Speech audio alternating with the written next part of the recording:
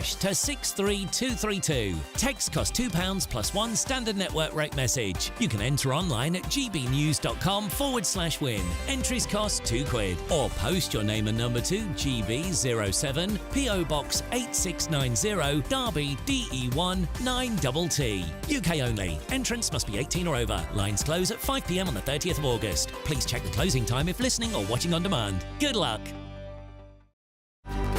Good afternoon, Britain. Your lunchtime update on the stories that matter across the UK.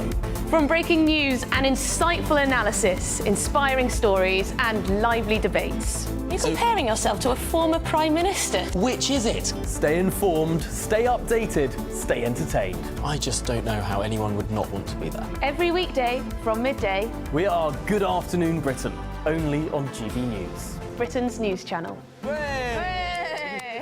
Hi there, I'm Michelle Dewberry and I'm going to take a second to tell you all about my show, Dubes & Co. We start off with the issues of the day. We then bring in both sides of the argument. We get rid of the disrespect. And then you throw me into the mix. And trust me, I'll tell it exactly how it is. And then, of course, the magic ingredient, you at home. We mix it all together and what have we got, in my opinion, the best debate show in town. Monday to Friday, 6 till 7 on GB News, Britain's news channel. I'm Patrick Christie's. Every weeknight from 9, I bring you 2 hours of unmissable, explosive debate and headline-grabbing interviews. What impact has that had? We got death threats and the bomb threats on. As time passes, she could have said storm. You made my argument for me. My guest and I tackle the issues that really matter with a sharp take on every story. It went everywhere. Something practical could be done. I can become something different. Patrick Christie's tonight from 9 p.m. only on GB News, Britain's news channel. Are the newspapers getting you down? My wife didn't divorce me that month. Struggling to separate the wheat from the chaff? I know that it's a bit of a circus at the best of times. Well, don't worry, Headliners has got you covered. We'll take the burden of reading the day's news, and if we get depressed, who cares? It's an occupational hazard, frankly. That's Headliners on GB News from 11 p.m. till midnight, and the following morning, 5 till 6 a.m. on GB News, the comedy channel. Nah, just kidding. Britain's news channel.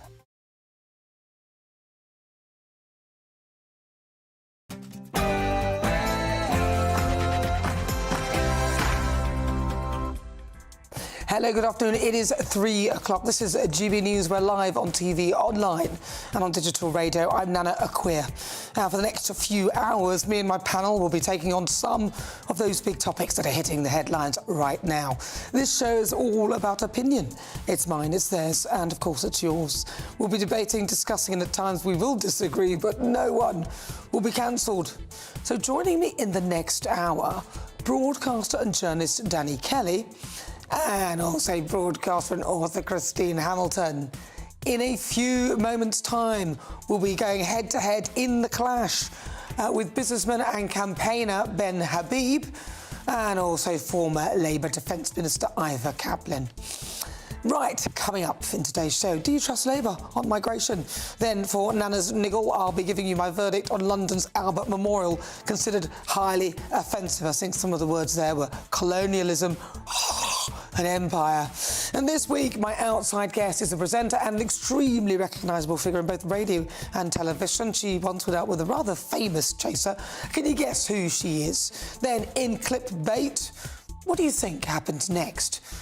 We're on a motorway, it's about a 4-lane motorway. A car stops and is indicating to leave, but the car that stops is in the middle lane. Before we get started though, let's get your latest news headlines.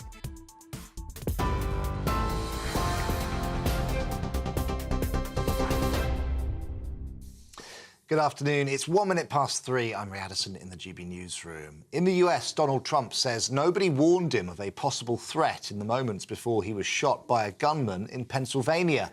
In an interview with Fox News, the Republican nominee said the lack of information was a mistake and the event should have been delayed.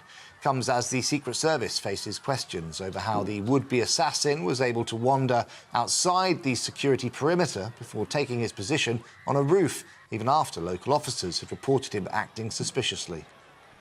Nobody mentioned it. Nobody said there was a problem. And I would have waited for 15. They could have said, let's wait for 15 minutes, 20 minutes, 5 minutes, something. Nobody said, I think that was a mistake. How did somebody get on that roof? And why wasn't he reported? Because people saw that he was on the roof. Well, meanwhile, Kamala Harris insists President Biden will win the US election, despite continuing pressure on him from fellow Democrats to stand aside. The VP was making the case to stick with the 81-year-old, even as some big-money donors expect him to end his campaign this week. She's increasingly being seen as a possible replacement for her boss, though former House Speaker Nancy Pelosi is understood to be calling for a competitive process to select a new nominee. And if you've ever thought American elections are stranger than fiction, the creator of The West Wing says the Democrats should nominate Mitt Romney, comparing calls for President Biden to stand aside to a storyline in his classic TV drama. Aaron Sorkin writes in the New York Times that Romney would peel off enough Republican votes to win, probably by a lot. Former governor of Massachusetts was the Republican nominee in 2012, losing to none other than Barack Obama. Normal levels of service at GP surgeries will take some time to come back after Friday's global IT outage. The British Medical Association is warning that GPs need time to catch up on lost work over the weekend after the tech glitch knocked a computer system used by GPs offline. The outage was caused by a faulty security update that was deployed to around 8.5 million Windows devices. Jeremy Hunt has apologised for failures in the UK's pandemic preparations, highlighted by the COVID inquiry. In its first report, the inquiry found the former government had failed the public due to what it called significant flaws in preparing for a pandemic. The former Chancellor and Health Secretary acknowledged that he had been part of what he described as groupthink, where there was over-preparation for a flu pandemic while other types weren't considered. Well, the Chancellor says she's hoping to boost our pension pots by £11,000. Rachel Reeves believes a review of retirement savings could unlock billions more in investment, with schemes encouraged to invest in assets such as infrastructure. The Treasury says it would boost economic growth and ensure better returns for savers. Miss Reeves is due to chair a meeting with the pensions industry on Monday. James Murray is Exchequer Secretary to the Treasury. He told us smarter investments can help grow the economy. We know that by the end of this decade, there will be around £800 billion of assets in defined contribution pensions. Now, we want to see that money working harder for pensioners, making sure that pensioners are getting the best possible return that they can, and that it's also, more of it is invested in productive activities in the UK economy to help get economic growth up across the UK. And finally, police have named the victim of a daylight shooting in South London. 20-year-old Jesse Lloyd-Smith was shot in the Peckham area shortly before 5 o'clock in the evening on the 10th of July. Police say Mr Lloyd-Smith's family are being supported by specially trained officers as their investigation continues. One more for you. A hate crime investigation is underway after 3 pride flags were vandalised outside of Forest Gate railway station in East London. The Met Police is appealing for information after the pavement paintings were covered with spray paint in the early hours of Friday morning. Follows previous incidents in June, which the force believe are linked. Officers have been trawling CCTV, making house-to-house inquiries and even conducting forensic investigations. But so far, no arrests have been made. OK, those are the latest GB News headlines for now. I'm Ray Addison. More in half an hour. For the very latest GB News direct to your smartphone, sign up to News Alerts by scanning the QR code or go to gbnews.com/alerts. Welcome aboard. This is coming up to 7 minutes after 3 o'clock. This is GB News. We are Britain's news channel. I'm Nana Akua. Now, before we get stuck into the debates over the next hour, let me introduce you to my clashers. Joining me today is businessman and campaigner Ben Habib and also former Labour Defence Minister Ivor Kaplan. Right, so here's what's coming up in this hour. The Home Secretary has announced that immigration officers previously assigned to the Rwanda scheme will now target nail bars and car washes this summer. But do you trust Labour on migration? Is that enough? The Chancellor says that she's hoping to boost our pension pots by £11,000. But where will the money come from? And are pensioners safe under a Labour government. The European Union is set to demand access to UK waters in return for a renewed relationship with Britain. Labour has always advocated for close ties with Europe, but do you believe that Labour will bring back about Brexit in name only, or perhaps continue it, because that's all we've got so far? All new MPs have been issued with panic alarms amid concerns over safety, as Conservatives have been warned that they could go bankrupt. So is it game over for the Tories? Tell me what you think on everything we're discussing. Send me your thoughts. Post your comments. gbnews.com/your say.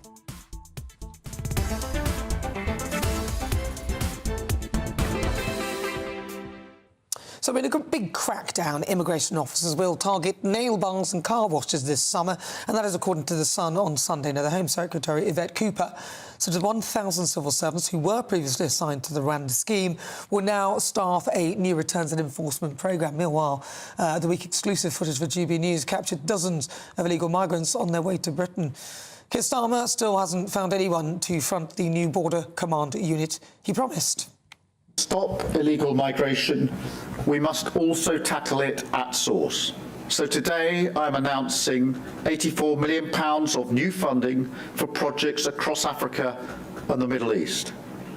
That includes humanitarian and health support, skills training, help with job opportunities and access to education. This is a vital part of gripping the migration crisis. Well, joining me now is GB News political correspondent Olivia Utley. So, Olivia, we've heard Keir Starmer's plans with regard to migration. Yvette Cooper has talked an interesting game, nail bars and also car washes. Tell us a bit more about their plans. Well, Keir Starmer has a sort of multi-pronged approach to tackling the illegal migration problem. One of those ideas is to essentially increase the number of civil servants who are working on the paperwork for sending migrants who've come here back to, if not where they came from, then another third country. Yvette Cooper wants to introduce 1,000 new civil servants in that enforcement role.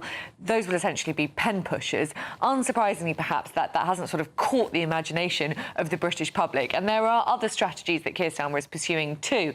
One, which you heard a little about there, is this idea to give more funding to African nations where we are seeing large numbers of migrants come in from, in the hope that, you know, if the training and schools and education programmes are improved in those countries, there will be less of a pull factor for migrants to come over here. The third prong of this strategy is what Yvette Cooper is talking about today, which is this returns and enforcement plan. So all of the civil servants who were working on the Rwanda scheme, the Conservative Rwanda scheme, which has now been made null and void by this new Labour government, have been redirected to work on essentially busting places of work where illegal migrants might be and sending them back to where they came from. So nail bars is an obvious one, garages too. Now, this might be a sensible idea, but for Keir Starmer, there is a bit of a problem in that there's quite a long lead time on most of these ideas. Yes, if you start sending migrants back, if you make sure that there aren't people living here illegally, then eventually that might filter through to some of the migrants in Calais. But it'll all take quite a long time, and it won't see an immediate reduction in the number of boats coming over here. And as we know, there have now been, over, I think it's nearly 2,000 migrants who've come over to the UK since Keir Starmer became Prime Minister. And the optics of that really isn't good at all. That seems a bit naive, to be honest with you, go to nail bars. I mean, if people know you're coming, then they'll move from those spaces. So I don't know how effective that will be. Now, what about pensions? What's happening with that? Because it feels as though the Labour Party are moving towards potentially taxing pensioners. Well, Rachel Reeves she's talking now about introducing this new plan for pensions, whereby her hope is that the pension pots will end up being boosted. She wants to get lots more private investment into British pensions. Now, this is all part of her National Wealth Fund, which she's been talking about quite a lot over the course of the election campaign. She says that for every pound that's spent by the state, she wants there to be another £3 of investment from businesses. Labour has got a pretty good relationship with those businesses. They spent a lot of the campaign wooing senior business figures. But obviously, there is also that there is something which is being talked about at the moment. The other side of this, the flip side, if you like, is Rachel Reeves has some very, very expensive plans. Keir Starmer has some expensive plans too. We've heard today that teachers' salaries will be raised by 5.5%. And if that measure was repeated across the entire public sector, which one expects it might be, because if teachers get it, then I expect lots of other public sector's workers will want it too. That would cost £10 billion. How is that going to be funded? Well, Keir Starmer said repeatedly over the election campaign that he would not be increasing the three main taxes on working people, so national insurance, income tax and VAT. What about pensioners? What about those who benefit from capital gains? What about those who benefit from inheritance tax? It does sound like we might be hearing quite soon some sort of backdoor tax increases, or if not, then we could see some public sector cuts and perhaps some sort of repetition of the austerity that was so unpopular under George Osborne. Olivia Utley, thank you very much. That's Olivia Utley, GBNews' political correspondent. Right, well, welcome to The Clash, and again, soon my clash as businessman and campaigner Ben Habib, also former Labour Defence Minister Ivor Kaplan. I'm going to start with you, Ben Habib. So it's not going to raise taxes on working people, although that's an interestingly loose definition. We do have a clip of him explaining what that is on LBC. We may play that to you. But how are your thoughts? What are your thoughts on the immigration plan that they're putting forward? Nail bars, car washes, border command, there's nobody who will head it up yet. Yeah, so can I take Border Command first? Please take Border Command. Border Command is bringing together the National Crime Agency, Border Force, the Immigration Enforcement Service, which is the one that's clamping down on vaping bars and so on, the Crown Prosecution Service and MI5. Yeah. And the idea behind bringing them together is to give them common purpose, communication between them, and to tackle the people smuggling gangs. But what would be noticeable to any layman on the street is that every one of those agencies is already trying to clamp down on illegal migration, and every one of those agencies, crucially, is a domestic British agency. It has no mechanism to go to France and break the people smuggling gangs, which are not in the UK. They're not coming across with the dinghies to the UK. This is a European issue. The people smuggling is taking place across Europe, in significant part because Europe has downed its borders in the pursuit of ever closer union. You know, you have the Schengen zone. So once you get into Greece, actually you can make your way all the way to Calais virtually without being stopped. Of course. And if the French had the wherewithal, inclination and ability to break the people smuggling gangs, they would have done it. They clearly don't, and there's nothing Keir Starmer can do with this newfound Border Command, even if it's vested with what he calls counter-terrorism powers. But at least he's thinking about it. Ivor Kaplan. But he is thinking about it. I don't think there's any doubt about that in everything he's said. Actions speak louder than words. Action do speak louder than words. And after, 2.5 weeks in government, it's going to take time. It is going to take time. There's no point pretending you can do something immediately in government circles. But how much time do you think? Because, I mean, time is of the essence. Well, we've already had 2,000 people coming across, so he hasn't got much time. But under the Conservatives, there's been, 6 years? We know, listen, they're 6 years? We could talk about them and laugh until the cows come home, but they are not in charge now. No, they're not. The Labour Party. No, they're not. And you're right about that, of course.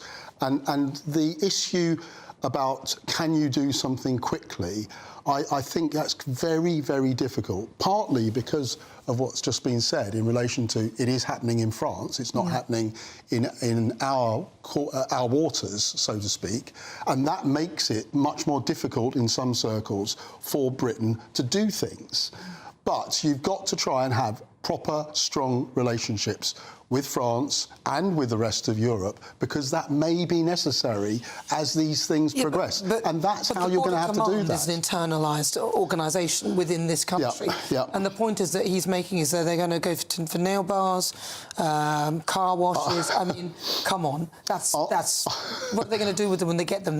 The Crown Prosecution Service is such a backlog anyway. He's put more people in civil service. It was an amazing piece of journalism in one of the newspapers, I think, today or yesterday. I'm not quite sure that that's actually what's going to happen. Well, can I just say, that is not a minuscule problem. Vape shops, nail bars, barbers, car washes. This is the front of money laundering for the drug industry right across the United Kingdom. We don't see much of it in London because they can't afford the premises in London. But any provincial town has now got a multiplicity of barbers and the kind of businesses that I've described. And it is money laundering taking place in front of the police and absolutely no enforcement taking place. The point about that is that's why Keir has been clear on saying, I want to try and stop the gangs who actually run all this to start with. But my issue with Keir is it's a bit like the Conservatives, who you rightly point out had 6 years to sort this out and did 2 halves of nothing. But they did a lot of performative legislation and a lot of public, public declarations of intent. And that's what Keir's doing. This border command cannot break the people smuggling gangs. The other thing Keir's doing is signing up to the European Union's settlement scheme for illegal migrants, which is basically the allocation of illegal migrants who come to Europe across countries. Hold that thought, Ben. Yeah. We will come back to that because we're going to get stuck into that in just a few moments. But why not? Let's talk about this. There's plenty of time to grab a chance to win £30,000 in the Great British Giveaway. It's our biggest cash prize of the year. What would you do with all that money? Here's how you could win. Don't miss your chance to win our Super Summer Giveaway. With your chance to win £30,000 cash, our biggest cash prize to date, which means you get to spend every single penny however you like. What plans would you make with an extra £30,000 cash in your bank account? Take your family on the ultimate holiday, buy that treat that's always seemed out of reach, or just put it in the bank for a later date. However you'd spend it, make sure you don't miss out. For another chance to win £30,000 in tax-free cash, text cash to 63232. Text costs £2 plus 1 standard network rate message. You can enter online at gbnews.com/win. Entries cost £2 or post your name and number to GB07 PO Box 8690 Derby DE1 9TT. UK only. Entrants must be 18 or over. Lines close at 5 p.m. on the 30th of August. Please check the closing time if listening or watching on demand. Good luck. Yes, good luck indeed. This is The Clash. Welcome, I'm Nana Akua. This is GB News. We're live on TV, online and on digital radio. Coming up, is it fair to penalise second home owners? But next, do you believe Labour will bring about Brexit in name only?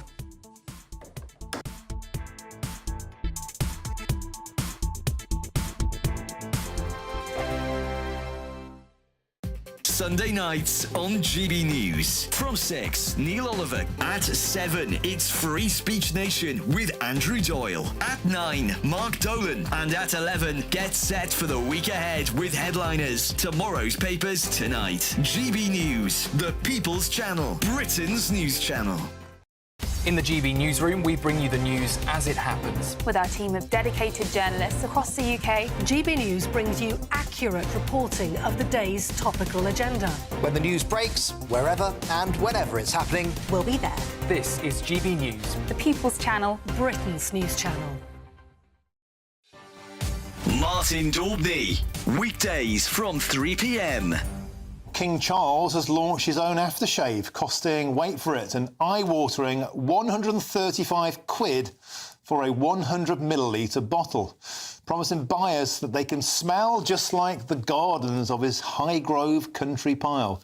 Now, this is something that Meghan Markle would do, surely not the King. Is this a case of King Charles selling out, watering down the brand, just like Meghan? Well, join me now to discuss this is the royal broadcaster, Helena Chard. Helena, welcome to the show. Martin, often on this hi. show, we've had a pop at Meghan Markle, the Sussexers, for selling out, for flogging strawberry jam, and now the King is flogging Pong. Is this really the right royal thing to do? Do you know what? So the joy of luxury Highgrove splash, at the end of the day, Highgrove is such a special place, and the Highgrove shop sells amazing things on there. And as we know, the profit actually goes towards charity. So it's the King's Foundation, which was formed in 1986. Profits go towards educational and training, and it's all to do with this sort of sustainable world. But not to forget as well the charitable aspect and the whole ethos of the King's Foundation, and that's so important. This is not just something that's going up on the website and just being sold. purely to go into someone's pocket. So I think, all in all, I think everyone should have a look at the Highgrove website and see what's on for sale. I mean, there are lots of really lovely, I think pretty fairly priced products. And even more so, go and see the gardens. As we know, King Charles is a keen environmentalist and the gardens are fabulous. GB News, the People's Channel. We're proud to be GB News, the People's Channel. And as you know, we always love to hear your views. Now, there's a new way of getting in touch with us at gbnews.com/your-say. By commenting, you can be part of a live conversation and join our GB News community. You can even talk to me, Bev Turner, or any of the members of the GB News family.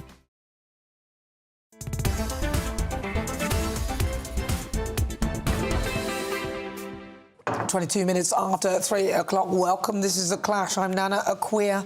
We are live on GB News on TV, online and on digital radio now. As we touched on before the break, the Chancellor Rachel Reeves says that Labour are hoping to boost pension pots by £11,000 in the latest bid to support growth. Now, she stated that a review of retirement savings could unlock billions in investment, while the Treasury says it would boost economic growth. But are pensioners safe under a Labour government? Ivor Kaplan. Absolutely, 100%. They are safe under a Labour government. I can assure you of that. Is it? And I don't mean obviously like, the door's going to be broken down, the Labour government. I mean in terms of, they can't work. So it feels like the Labour government are going to be introducing taxing of pensioners. Or well, I'm not sure about the taxing issue at this point. I think there is a period of time that is going to be needed to look at some of these issues in relation to pensioners and how you want to go forward in a longer spell. And I think, one or two things of what Rachel has said over the last couple of weeks are her starting to look at what the budget, when it comes into, I assume at some point in October, will start to look like, because that's when you actually deal with the major things that are necessary to start building where you want to get the growth that is absolutely essential if the UK is going to be in a better position than it has been most of the last few years. I think it's concerning that they said they're not going to raise taxes on working people. Pensioners don't work. Right. So I'm wondering, this extra money that... Pensioners also vote Tory. So exactly. It's sort of open game. Well, not many of them last two and a half weeks ago. No, true. But, typically... But, I think the bigger issue here is actually the damage that's already been done to our pension funds. Massive damage has been done over the last 14 years, ever since quantitative easing started, when the government became very hungry to raise finance because it was bailing the banks out, then it wanted to lock us up at home. The way they did that was to change regulations on pension schemes, making it prohibitively capital intensive for pension schemes to do what they traditionally used to do, which is... Prohibitively capital intensive, what do you mean by that? So to explain it in detail, if they bought government bonds, there was no requirement to make a capital reserve, what's called a capital adequacy requirement. When you make an investment as an insurance company or pension scheme, there's a certain amount of capital you need to put aside in case that investment goes wrong and you need a buffer. For government bonds, the buffer was zero. To invest in property, for example, the buffer was 25% of the value of the property. And for investing in equities, I'm going by memory, I'd have to fact-check myself, but it's about 10 to 15% to invest in equities. Right. And by burdening the pension schemes with these capital requirements, what pension schemes did over the last 14 years was divest themselves of investments in UK company shares. They used to be predominantly invested in UK PLC, buying public company shares, bolstering the stock market, creating a capital market for the UK. And they are now virtually, Nana, virtually 95% invested in government bonds. And that's why when interest rates move, pension schemes have a complete heart attack because they can't cope with the reduction in value that happens when bonds collapse with interest rates going up, which is what happened with Liz Truss. And what we've got to do is reverse this incentive, this pressure that's been put on pension schemes to buy only government bonds. We've got to incentivise them now to do what they traditionally did, which would be the capital providers for British business, by removing these restrictions on them. I don't see anything from Rachel Reeve in that regard. Well, you know, it does sound quite complex, but basically what you're saying is they have to have a certain level of reserve before they can invest in certain things. Yeah, and they've got to remove the requirement for those reserves so that they can be more adventurous. Use that capital that they're holding to be more adventurous. And that would be hugely beneficial for the United Kingdom right across the board. But isn't it almost like an insurance policy to make sure they do have that reserve if there's a big market crash? Yeah, but they never used to, and you want them invested in equities. Equities is where growth is. Equities is what drives the British economy, not government bonds. Well, it depends if they feel that the markets are stable, and I think that's the issue, isn't it? Everything feels very unstable. This will definitely be part of the budget. Whenever the budget is going to be, that's when we will get to some of these points that do come out. The problem Rachel's going to face is under European Union regulations, these capital adequacy requirements are absolute written into stone. So if Keir Starmer wants to take us closer to the EU, he's going to have real issues. Well, speaking of the EU, I mean, they're set to demand access to UK waters in a return for a renewed relationship with Britain. But British fishermen are, of course, blaming the Labour government for trading away their rights. Labour has openly pursued closer ties with Europe and recently this week hosted a gathering of numerous European leaders at Blenheim Palace. But do you believe Labour will bring about Brexit in name only or pretty much carry it on from the Tories, is what I see, because we didn't really get, in my view, what was deemed a proper Brexit. But this is worrying that they're prepared to... It sounds like the Labour Party are prepared to trade fishing rights. We have been clear on this, Nana. You know, it's clear. We're not going to try and go back. We're going to accept the position that we're in. But there has to be a longer and better relationship between the United Kingdom and the EU countries. And that's at the heart of what the other day at Blenheim Palace, I think, was about. It laid forward a lot of ideas that were coming from both everyone, really. And also, you can then get into the conversations, for instance, about defence because of Ukraine being there and all those sort of things. So there are a lot of issues that affect the European Union, and of course it's sensible for us to have a positive relationship, but not the rules that come from being a member of the EU, as they do, you know, as we did in the past. Were you a Brexiteer, can you say, or I'm not a Brexiteer. I'm a full-on Remain person, and I wish we had remained, because I still think that is the strength. But you have to be realistic about where a new government is going to be and what could happen. And I think by laying out, sorry, Nana, quickly, just laying out what we're not going to do in that respect, particularly freedom of movement and some of those issues, I think that's a good start to going forward. I don't know whether people trust Keir Starmer, because he has done a lot of U-turning in the past, and not just that, but the fishing right things, to me, is concerning. I don't know. What do you think, Ben Habib? Well, the fishing industry was thrown under the bus by Boris Johnson. It's a complete lie, and let's just get this straight, because people on my side of the debate don't seem to understand the facts. The Trade and Cooperation Agreement gives back about 25% of British fishing rights to British fishermen between when the agreement was signed in 2026. And there's a myth that in 2026 we get complete control of our fishing waters. Let me be clear to all viewers, we do not get control of our fishing waters in 2026. Whatever the allowable catches are in 2026, they're set in stone in perpetuity unless there is a mutual agreement, and any agreement can be mutually varied, mutual agreement between the two parties, or there is socio-economic and environmental reasons to change that quota. But if the UK changes the quota unilaterally using that proviso, socio-economic and environmental reasons, the EU can punish us under the Trade and Cooperation Agreement by, for example, removing our rights to fly jets across the European airspace. So we haven't got back control of our fishing.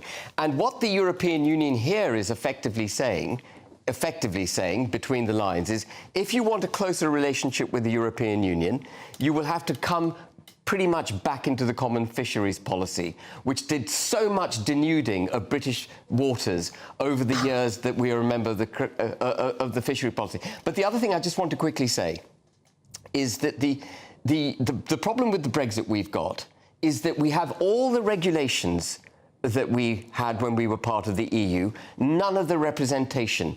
And where I take issue with Remainers' front on is the idea that we want a close economic relationship with the EU. We don't. It never worked for the United Kingdom. When year in, year out, we had a £100 billion deficit in trade with the EU, effectively because German industry is subsidised both by the government and by a ridiculously low-valued euro. What we needed to do was to break completely with the EU, deregulate our economy, and become an independent sovereign nation trading on its own capabilities. That was Boris Johnson's responsibility, and he didn't do it. But he didn't do it. He didn't do it. He didn't do it. I agree with you. He didn't do it. Highlighted the fact that the deals that we had with the EU is we can't even leave it anyway. We can't leave, and we've left Northern Ireland behind, apart from anything else. So how did we think if we Brexited that would change? We'll carry on with this, but you just joined us, welcome on board. Yes, this is GB News. We're live on TV, online, and on digital radio. 32 minutes after 3 o'clock. Coming up, is it fair to penalise second home owners? But first, let's get your latest news with Tatiana Sanchez.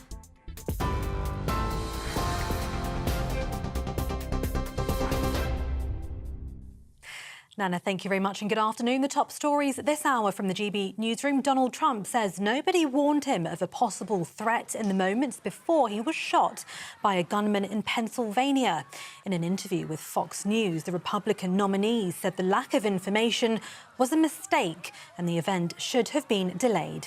It comes as the Secret Service faces questions over how the would-be assassin was able to wander outside the security perimeter before taking his position on a roof, even after local officers had reported him acting suspiciously. And in his first rally since that assassination attempt, Donald Trump told supporters he took a bullet for democracy. He appeared alongside his vice presidential running mate J.D. Vance in Michigan, their first joint appearance. Trump is hoping to win the crucial swing state that President Biden took in 2020 and showed a fighting spirit. Meanwhile, Kamala Harris insists President Biden will win the US election, despite continuing pressure from fellow Democrats to stand aside. The vice president was making the case to stick with the 81-year-old, even as some big-money donors expect him to end his campaign. She's increasingly being seen as a possible replacement for her boss.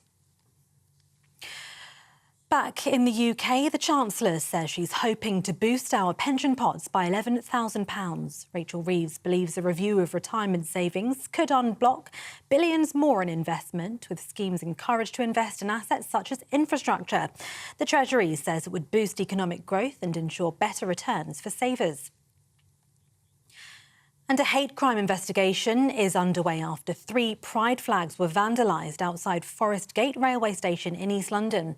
The Met Police is appealing for information after the pavement paintings were covered with spray paint in the early hours of Friday morning. Officers have trawled CCTV footage, made house-to-house inquiries and conducted forensic investigations.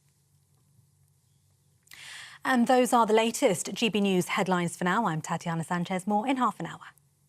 For the very latest GB News direct to your smartphone, sign up to News Alerts by scanning the QR code or go to gbnews.com/alerts.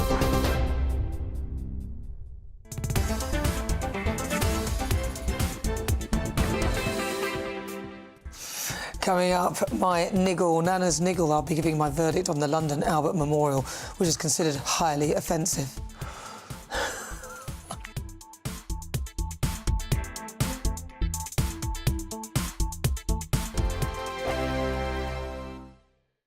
Hello, here's your latest weather update from the Met Office for GB News. We'll see a mixed bag of weather across the UK during the week ahead. Most of us seeing some outbreaks of rain at times, but when the sun pops through, it should feel pleasantly warm for the time of year.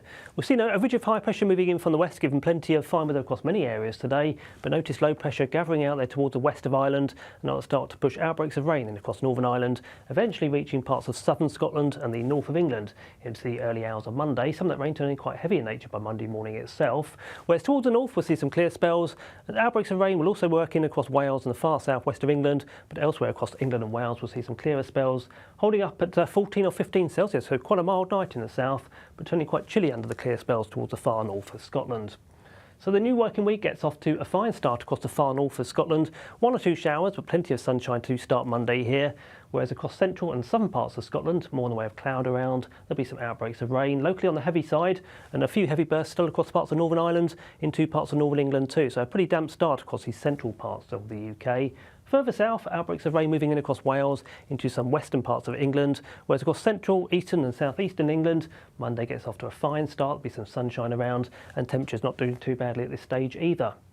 As for the rest of Monday, well, it's the central slice of the UK, Northern Ireland, southern Scotland and the north of England, which will generally see the worst of the conditions, outbreaks of rain giving way to sunshine and a scattering of showers. Some of those showers could well turn quite heavy, even thundery into the afternoon.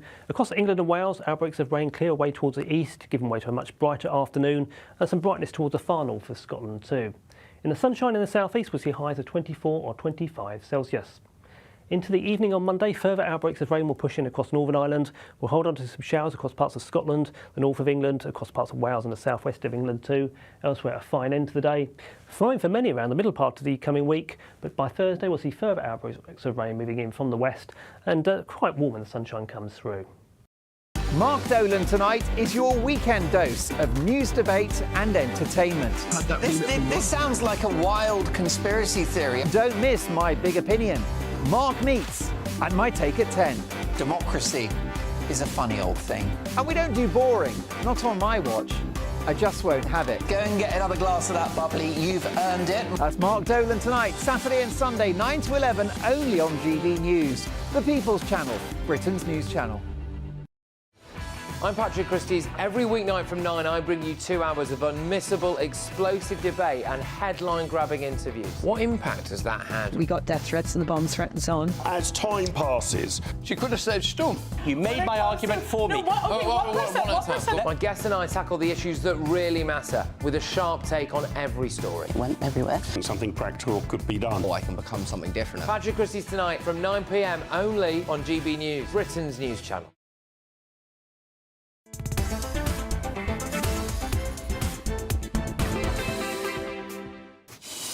Right, welcome on board. If you just tuned in, where have you been? It's coming to 39 minutes after 3 o'clock. Nana Nicey here on GB News. Right, it's time for the clash, and thousands of households are set to face a huge council tax hike as local authorities target second home owners. Councils are due to make millions and claim that the money raised will be used to fund local services and house building. Another tax has been put in place to deter the purchase of a second home, a move to attempt to stop displacing local communities, particularly in holiday destinations. But is it fair, really, to penalise someone for actually being able to afford the second home? Ivor Captain, I'm coming to you first. Yeah. Yes, if people want to have a second home for some reason, that's all fine.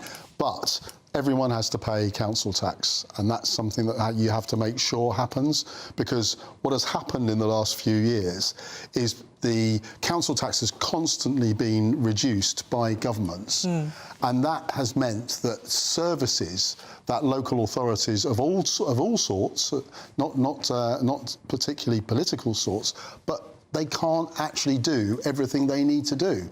And if you've got maybe a big authority, then it makes it that much more difficult, because you're probably doing education and you know, some element of health as well, and you're trying to make it work for your people, and that's just not happening on a way. And we need to re-look at that whole issue of where people should be able to get.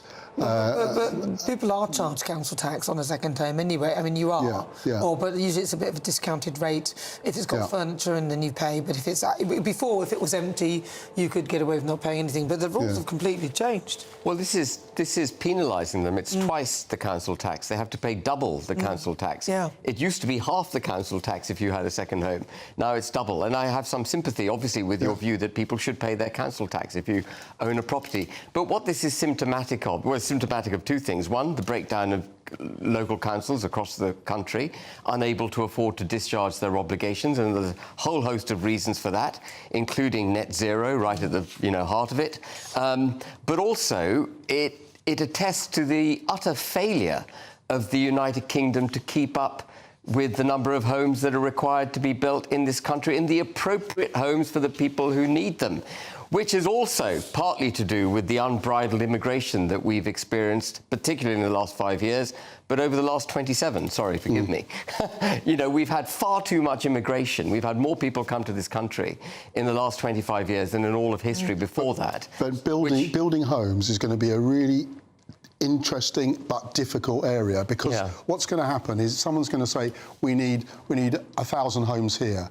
And then everyone who lives there is going to say, not here, not here. And it's that NIMBYism that actually drives this not happening. Which, of course, was shown by at least, I think, 12 or 13 members of the Cabinet, the Labour Cabinet themselves, who showed a high level of NIMBYism themselves. Now, Rachel Reeves has said that she's a YIMBY now, yes, in my backyard. Yeah. But I think that Labour policy is disastrous, if you don't mind me saying so. You know, they're going to take Greenbelt, they're going to turn it to be... Greenbelt. They're going to take stuff that is currently termed Greenbelt. It's not Greenbelt. They're going to call it Greybelt. They're going to redefine Greybelt.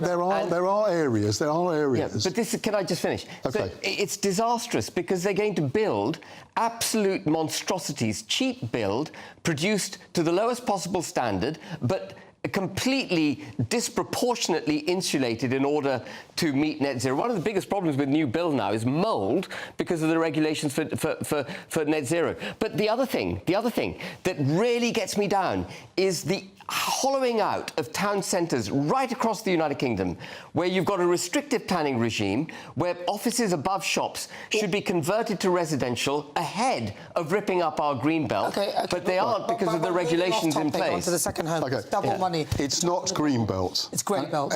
It is grey. Well, no, but that's a new term. It is. But it's not what you might regard as green belt. And what we all regard as green belt is... what he regards as green belt? Well, I regard Greenbelt as those places that are full of, you know, Hampstead and all those sort of areas. What we're talking about is areas where there is a reason to, you know, car parks which happen to be for some reason set aside as part of a green belt. But what's going to happen? So those sort of things could be used. It's possible to do that. Yeah. So what's going to happen to all those thousands of acres now that have been covered in solar farms? Are they going to be developable in the future? Is that, you know, because they're not green anymore, they're just covered in solar panels. This is the moment when I'm absolutely pleased that I'm not in government again.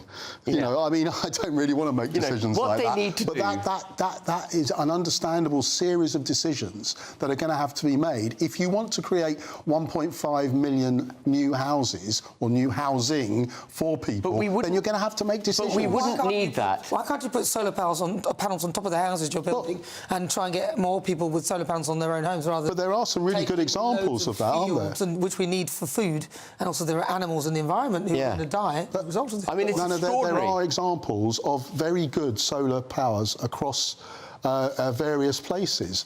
I mean, off Brighton Beach, we have a wind farm just there. You know, you can see it as you're sitting on the beach. Where are these examples of solar panels in great places? There are many countries that stopped doing it. There certainly are some here that do show that to happen. But it is extraordinary, the amount of damage being done to our environment in the pursuit, and because of either directly or tangentially because of the pursuit of net zero. I mean, putting these solar panels right across thousands of acres of greenfield, which you rightly point out, is going to be really damaging to the environment. And by the way, they create little weather areas of their own, these solar panel areas. I'm not happy with them at all. I think that they need to have a good think about this, because I don't think it's a reasonable idea to put a load of solar panels over hundreds and hundreds of acres of farmland. But what do you think? GBNews.com/you'll say. I'll read some of those. If you just tuned in, welcome. See Nana Akua. We're live on TV, online and on digital radio. This is The Clash. Coming up at 4, my monologue on Nana's niggle, my verdict on this ridiculous notion that the London Albert Memorial is apparently highly offensive. Next, is it game over for the Tories?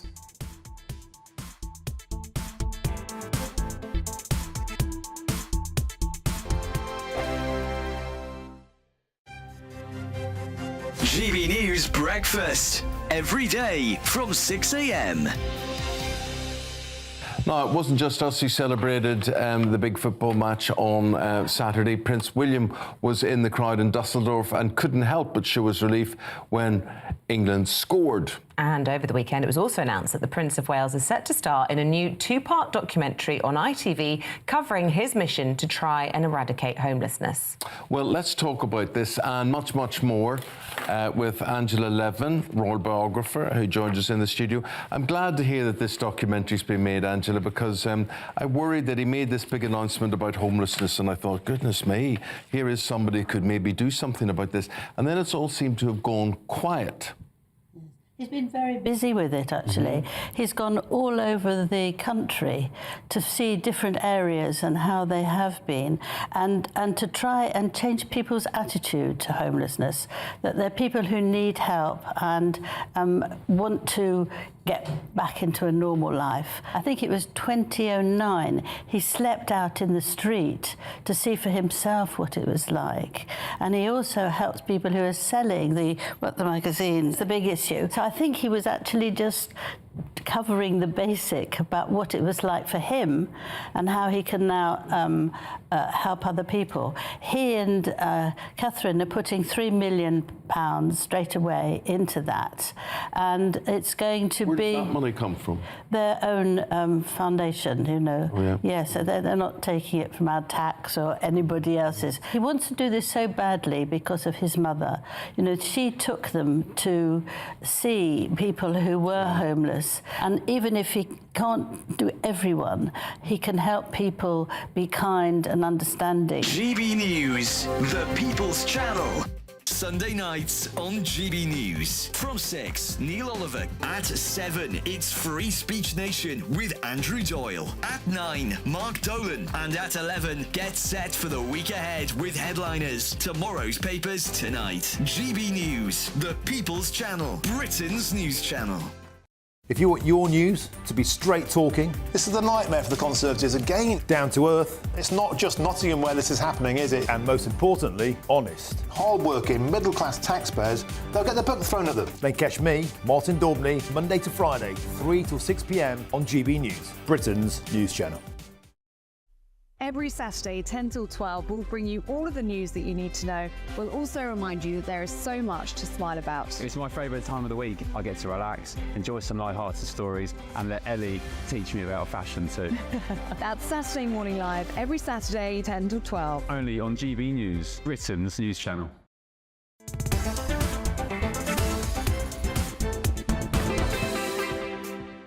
Welcome on board. This is GB News. I'm Nana Akua. It's just coming up to 9 minutes after 3 o'clock, and it's been reported today that all new MPs have been given a panic alarm as they're facing extraordinary levels of abuse and threats and all that, while the Tory leadership race is underway. And it's been claimed that the Conservatives could find their party bankrupt, as they have been warned donors may not come forward until Rishi Sunak's successor is put in place. I mean, is it game over for the Tories? Better it be.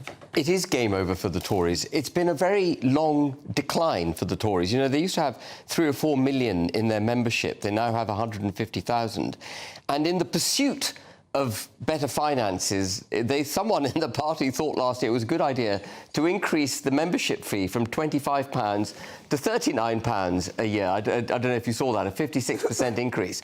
And of course, what you do when you increase a fee for something that's already declining in popularity is accelerate the end. Fewer people are going to want to join up. And I think one of the reasons the Tory party is on its knees is because of the collapsing finances. They've got a lot of large donors too, by the way, have left and will not go back to the Conservative Party. Many have come to Reform, and they will stay with Reform. And then the other thing that just tangentially I want to mention is one of the reasons I think the Conservative Party was such a prolific election-winning machine in touch with the people of this country was because it had a very large membership, 3 or 4 million people, to which it listened. And it has now completely hollowed out its membership, and it's not in touch with the electorate. Yeah, well, it lost, I think, with the whole thing with Liz Truss, where the members wanted her and they didn't listen. Yeah. They should have listened. I mean, that's the very least they should have done. You do have to take what the public say seriously. Yeah. I think if, you know, obviously I can look at that from, you know, 2017, 2019, and even 2015, and you know when things are wrong. You know that, and just to think that you can ride over that because you had one good idea, as an institution, you can't get away with that. So you have to rebuild, and we've had to do that over these last 4.5 years. I mean, the Tories have a sense of entitlement, which is way beyond reality, and they've had a very rude awakening, and it's going to get worse for them. It's not going to get better. Well, they would argue that they're just trying to change their leaders, and I think they did have the reputation of being one of the most sort of, cutthroat parties, and they've cut their own throats, to be honest.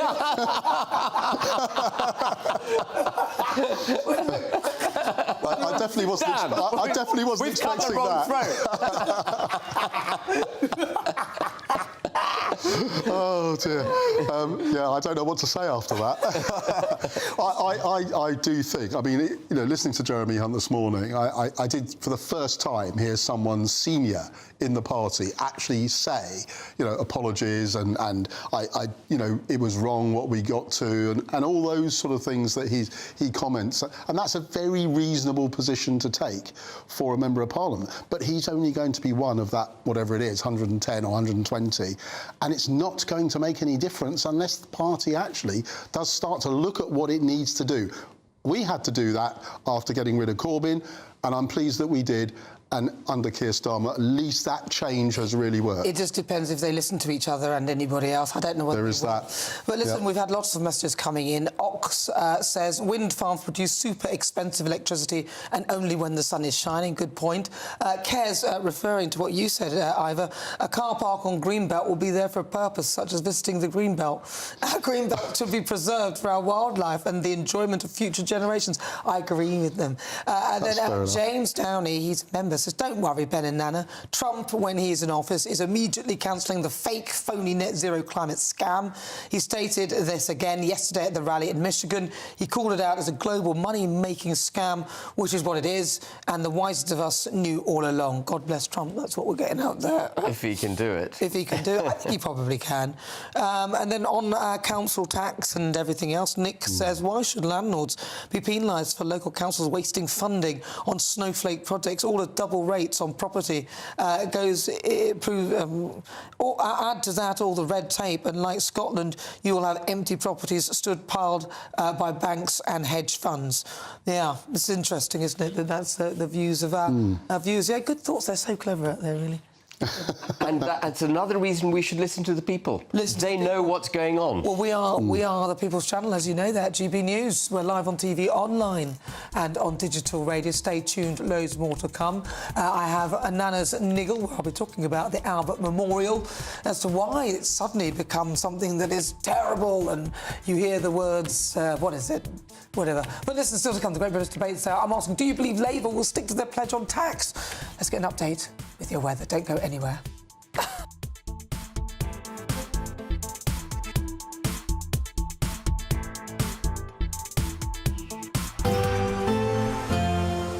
A brighter outlook with Box Solar, sponsors of weather on GB News. Hello, here's your latest weather update from the Met Office for GB News. We'll see a mixed bag of weather across the UK during the week ahead. Most of us seeing some outbreaks of rain at times, but when the sun pops through, it should feel pleasantly warm for the time of year. We've seen a ridge of high pressure moving in from the west, giving plenty of fine weather across many areas today, but notice low pressure gathering out there towards the west of Ireland, and that'll start to push outbreaks of rain in across Northern Ireland, eventually reaching parts of southern Scotland and the north of England into the early hours of Monday. Some of that rain turning quite heavy in nature by Monday morning itself. Whereas towards the north, we'll see some clear spells. And outbreaks of rain will also work in across Wales and the far southwest of England, but elsewhere across England and Wales we'll see some clearer spells, holding up at 14 or 15 Celsius, so quite a mild night in the south, but turning quite chilly under the clear spells towards the far north of Scotland. So the new working week gets off to a fine start across the far north of Scotland. 1 or 2 showers, but plenty of sunshine to start Monday here. Whereas across central and southern parts of Scotland, more in the way of cloud around. There'll be some outbreaks of rain, locally on the heavy side, and a few heavy bursts still across parts of Northern Ireland, into parts of Northern England too. So a pretty damp start across these central parts of the UK. Further south, outbreaks of rain moving in across Wales into some western parts of England, whereas across central, eastern and southeastern England, Monday gets off to a fine start, there'll be some sunshine around, and temperatures not doing too badly at this stage either. As for the rest of Monday, well, it's the central slice of the UK, Northern Ireland, southern Scotland and the north of England, which will generally see the worst of the conditions, outbreaks of rain giving way to sunshine and a scattering of showers. Some of those showers could well turn quite heavy, even thundery into the afternoon. Across England and Wales, outbreaks of rain clear away towards the east, giving way to a much brighter afternoon, and some brightness towards the far north of Scotland too. In the sunshine in the southeast, we'll see highs of 24 or 25 Celsius. Into the evening on Monday, further outbreaks of rain will push in across Northern Ireland. We'll hold on to some showers across parts of Scotland, the north of England, across parts of Wales and the southwest of England too. Elsewhere, a fine end to the day.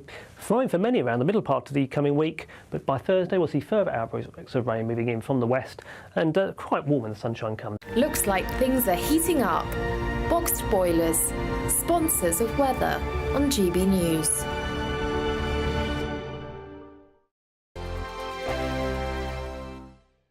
Don't miss your chance to win our Super Summer Giveaway. With your chance to win £30,000 cash, our biggest cash prize to date, which means you get to spend every single penny however you like.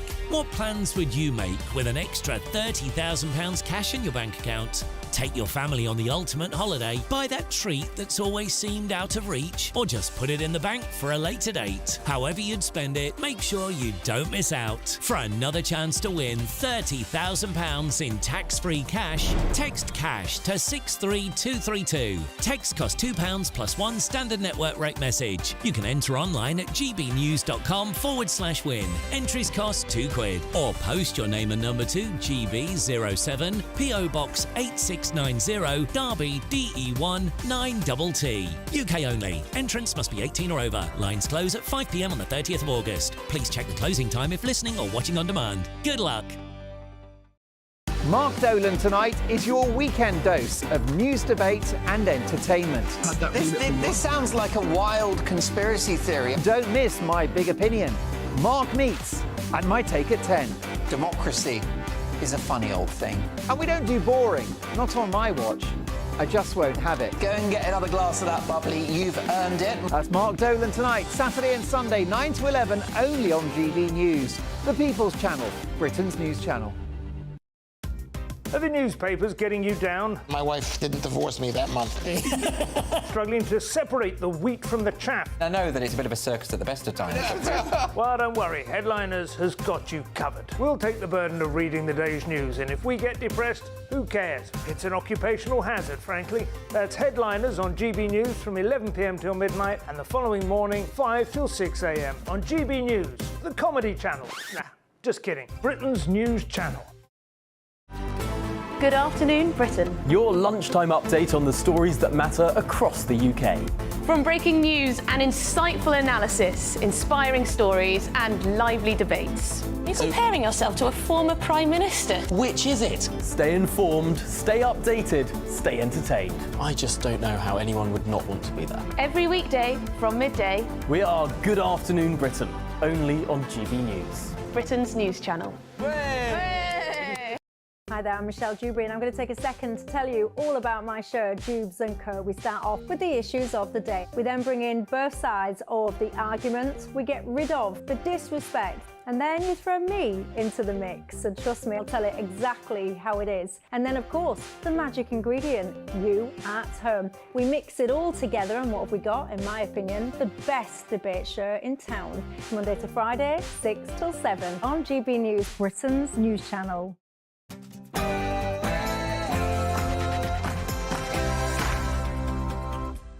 Hello, good afternoon. It's 4 o'clock. Welcome to GB News. We're live on TV, online and on digital radio. I'm Nana Akua. And for the next 2 hours, me and my panel will be taking on some of the big topics hitting the headlines right now. This show is all about opinion. It's mine, it's theirs, and of course it's yours. We'll be debating, discussing, and at times we will disagree, but no one will be cancelled.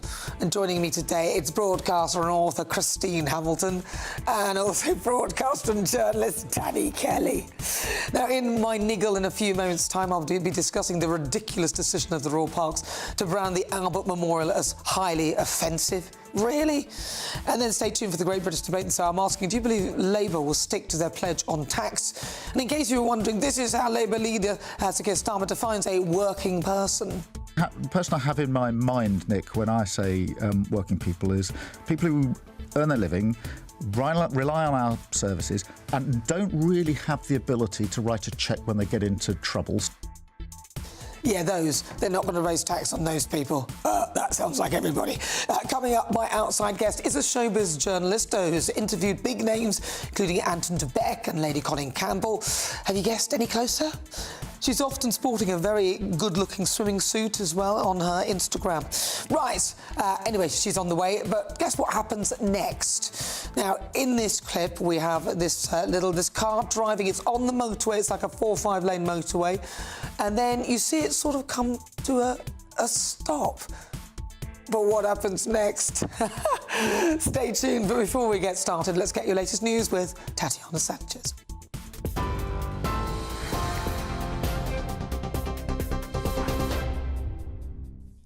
Nana, thank you. The top stories this hour. Donald Trump says nobody warned him of a possible threat in the moments before he was shot by a gunman in Pennsylvania.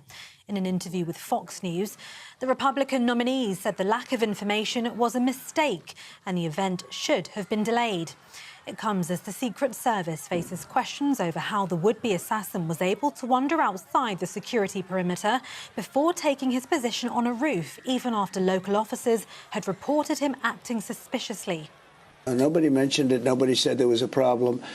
And I would have waited for 15. They could have said, let's wait for 15 minutes, 20 minutes, 5 minutes, something.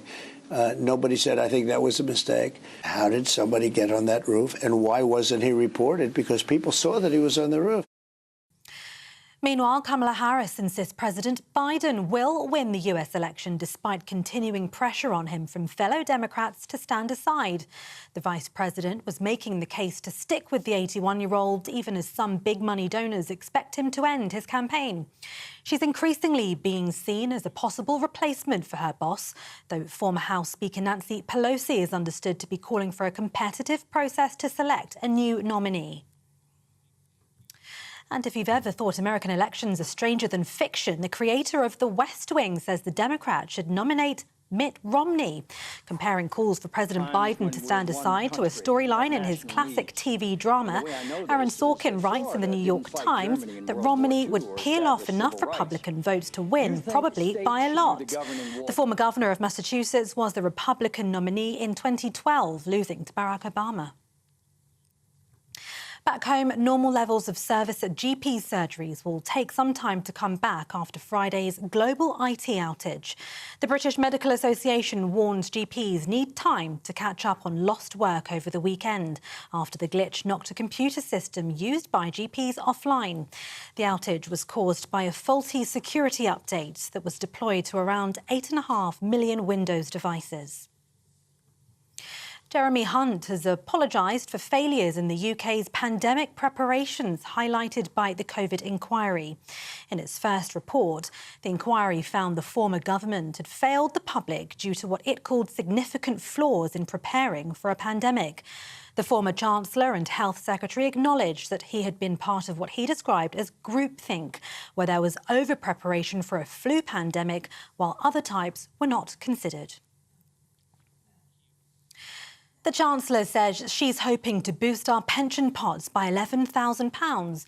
Rachel Reeves believes a review of retirement savings could unlock billions more in investment. The scheme's encouraged to invest in assets such as infrastructure.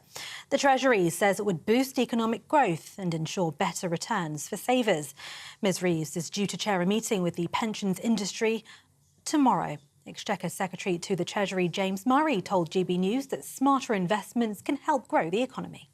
We know that by the end of this decade, there will be around £800 billion of assets in defined contribution pensions. Now, we want to see that money working harder for pensioners, making sure that pensioners are getting the best possible return that they can, and that it's also more of it is invested in productive activities in the UK economy to help get economic growth up across the UK. In other news, police have named the victim of a daylight shooting in South London. 20-year-old Jesse Lloyd Smith was shot in the Peckham area shortly before 5 o'clock in the evening on the 10th of July. Police say Mr. Lloyd Smith's family are being supported by specially trained officers as the investigation continues. And a hate crime investigation's underway after 3 pride flags were vandalised outside Forest Gate railway station in East London. The Met Police is appealing for information after the pavement paintings were covered with spray paint in the early hours of Friday morning. It follows previous incidents in June, which the force believes are linked.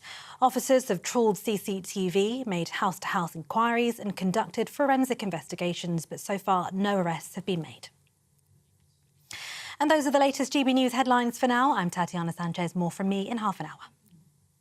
For the very latest GB News direct to your smartphone, sign up to News Alerts by scanning the QR code or go to gbnews.com/alerts.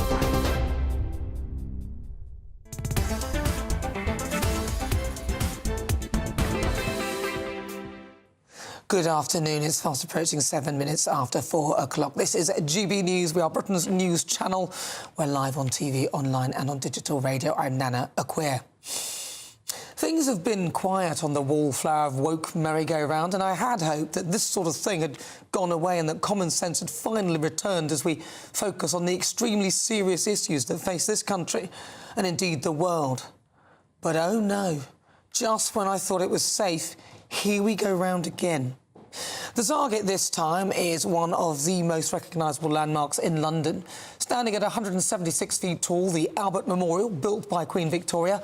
Not literally, you know how the woke amongst us like to interpret things that way, dissecting language in its most clinical form to find offence. Anyway, the Albert Memorial was commissioned by Queen Victoria in 1862 to honour her late husband, Prince Albert, and was built 10 years later, a year and a century before I was born. Now, situated in Hyde Park, the monument depicts a gold statue of the Prince, alongside 4 groups of large statues which represent the 4 continents of the world: Asia, America, Africa and Europe. Now, the statues representing Asia include a woman on an elephant. America is represented by a Native American with a bison. Africa shows a woman riding a camel, and there's a white European woman reading a book to a black African tribesman. Now, the Royal Park's website claims that these statues draw on racial stereotypes. Apparently, the extra detail in the African bit, according to the Victorian guidebooks at the time, was supposed to represent Prince Albert rising up from barbarism. The Royal Parks, who manage parks in London, deemed it as highly offensive because it reflects a Victorian view of the world. I've heard it all now. Of course it reflects a Victorian view of the world. It was built in the Victorian era by request of Queen Victoria. Shock, horror. And it only reflects this view, if you even know what that is. But how you interpret this incredible piece of art, well, that represents the history of this great country, is frankly down to you. I mean, so what if that's what was meant or thought of them? Why would this be offensive? Surely you could at least appreciate the fact and the feat of this artwork, which is quite impressive even now, especially given the tools available in the day. I mean, it's an incredible feat. There's even an intricate network of tunnels built underneath it. Frankly, it's amazing. And on the 150-year anniversary, Daily Mail journalist Robert Hardman went on a tour of those incredible tunnels, and he said it goes on and on like the catacombs until you realise that you're actually going round and round a series of concentric circles. This is a monument in itself to the technical rigour and pride which went into the Victorian engineering. Exactly. Surely that tells you more about the Victorians. They were impressive. On the Royal Park's website, it states, though the Empire has traditionally been celebrated as a symbol of British supremacy, many today consider this view as problematic because colonialism often relied on the oppression and exploitation of people, resources and culture. Colonialism and empire. Yawn, yawn. Look, there is nothing wrong with artefacts that remind us of a bygone era. We've moved on, we've evolved, but it doesn't mean we should forget where we came from. Those are the building blocks to where we are now. It's so easy to forget history. These monuments are a reminder of our past failures and our successes. Rather than indoctrinate a narrow view into the minds of the innocent, Why can't we be allowed to innocently view a piece of art and appreciate it for just that?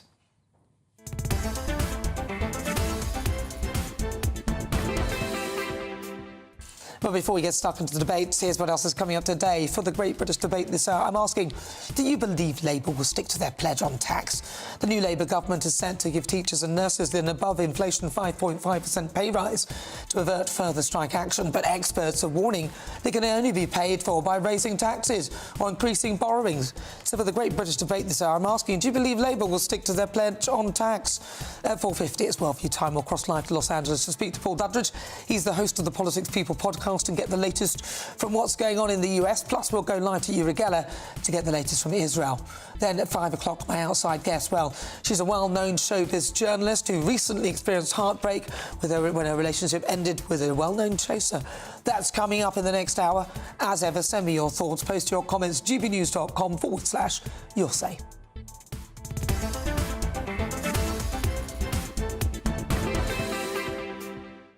Right, let's welcome again to my panel broadcaster and author Christine Hamilton and also broadcaster and journalist Danny Kelly. Right. Yeah, a little laugh. There's a nice little chuckle there. You always giggle when you introduce me, which in turn makes me giggle. I know. And I get embarrassed about giggling. Don't be silly. There's nothing wrong with giggling. Let's all do it. What girls do. 3, 2, 1. Right, Danny, what do you think? I mean, come on. Well, look, it's astonishing. I don't know who is offended by this. Well, we do. It's the Parks charity, and Royal Parks is the charity. And like a lot of charities, it seems to have been infiltrated by the mind virus that Elon Musk famously termed it. It's an artefact. We're talking about a historical artefact, 150, 70 years ago, something like that, and that's what it was like at the time. Yeah. It's like going into a museum. Guess what? You're going to see a bit of history. But I don't think anyone in their right mind, anyone who walks through this fabulous park, would actually sit there, stand there, study it and be offended. It's a conversational piece. It's something that would trigger a conversation. Young kids would say, Mum and Dad, what's that elephant for? What does that symbolise? And why is that white woman reading a book to that black guy? It gets people talking. We can't escape our history. History is permanent, it's indelible, we can't erase it, unlike a lot of people who wish we could erase it by toppling statues, maybe, like in Bristol, or I don't know what the hell they're going to do with this statue. What are they planning on doing? It's 170 feet high. I mean, 176. I mean, look, it's because they complain because it depicts the Victorian era. Well, of course it does. Of course it does. I mean, he was the husband of Queen Victoria. Exactly. Believe it or not, that monumental statue was supposed to be on top of the Albert Hall, can you imagine? And then they realised it kind of sort of got bigger and they realised that was ridiculous. You can't whitewash history, you just learn from history. And frankly, the Royal Parks, they should stick to picking up litter, deadheading flowers and fining speeding cyclists. It's ridiculous. I'm surprised because recently the head of the Royal Parks, it used to be Lloyd Grossman. Yeah, still is. No, it's Dame Mary Archer now. At least she's British, as Lloyd Grossman was American, as far as I'm aware. So he obviously doesn't understand British history. From Boston. It's British history, and it's part of our history. Any more than you can whitewash the Colosseum, or the Pyramids, or the Parthenon, or the Great Wall of China. They all represent regimes that we wouldn't necessarily approve of, but they're part of history. I mean, Prince Albert was an amazingly educated, cultivated man. He was responsible for the Great Exhibition, which took place in Hyde Park. That's why the statue was sited there. That was the view of the world when the statue was commissioned. What's wrong with that? We've moved on. Well, there's colonialism and empire. But you know, the thing is, it's a charity. It's reliant on donations. I think if I was the boss of a charity, I would make sure that everyone was apolitical. Just do not take a side on anything that's political, because we're reliant on the vast majority of people who think that this is dumb. We're reliant on them giving us donations. It's like shooting ourselves in the foot if you're a charity boss. I honestly think it's a two-minute wonder. Nobody's going to be worried about it. They'll just go on admiring it and thinking, what an amazing piece of work. Well, that's the whole thing. It really is astonishing. Go up close to and really look at it. It's incredible. I mean, think of how they managed to even make that statue and get it there. I mean, as you said, it was going to be on the Albert Hall. It didn't go on there. But imagine where they've actually got it there, and it's an incredible feat, and all the catacombs underneath it and the tunnels. I think it is significant. It's really significant. I wouldn't be so dismissive of it, Christine, that being a two-minute story, because part of the, for example, their recruitment drive, away from this story, you can be sure that they'll be full of box ticking. OK, so maybe a white guy goes for a job, but if that's part of their DNA, that part of their culture about diversity and everything. I guarantee you, there'll be certain people missing out on jobs because of certain. Yeah, but we don't know that, Danny. I mean, you can make that assumption just by this because they're so focused on DEI, but we don't know that. But it's part of a trend, isn't it? It's old white men that they're against, and Prince Albert was now dead, old white man. They're doing it all over the place. I mean, in Cardiff, for example, there's a guy called General Picton, who was a hero. He was the highest-ranking person to be killed at the Battle of Waterloo. He was an absolute hero. He changed the course of the battle, and you could say that Wellington wouldn't have won it without him. He was brilliant. Anyway, his statue in Cardiff, where they have a Hall of Heroes, it's been boarded up. Is that right? Yeah, absolutely. And there's a huge obelisk at Carmarthen which they wanted to pull down. He was born in Pembrokeshire. It's happened because he went on to be governor of, I think it was the Seychelles, I can't remember, which was under Spanish rule, and he had to impose Spanish law, and they didn't like the way he treated people, the way he meted out the Spanish law. Other countries will be laughing at us because other countries, you go to Spain or wherever you go and you see that they're proud of their history, they've learnt from it. Hopefully, if they haven't, then they're reminded of it at least, and they will not be ripping down statues. In fact, in some countries, I'm sure it's against the law even to deface or do anything bad to a statue. You would not get away with it. So, well, Churchill's a divisive figure, isn't he? With the Indian subcontinent and during the war. But there's good and bad in every person, so there's good and bad in everyone. You're right. So you literally cannot simply the next call would be maybe to rip down a Churchill statue. Well, I think they were planning that. Some people wanted to try and do that, didn't they? In Bristol, in the harbour, and they're let off completely scot-free. Well, yeah. They were found not guilty. Whether you agree with the decision, they were found not guilty. Taking a statue down and throwing it. I bet if you or I had Christine, done that, they were found not guilty. No, they were found not guilty, but I saw what I saw as well. Yeah, we all saw it. But listen, what are you saying? GBNews.com/you'll say we'll read some of those out.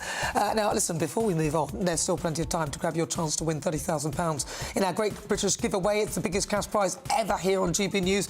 That money could be yours. Here's how.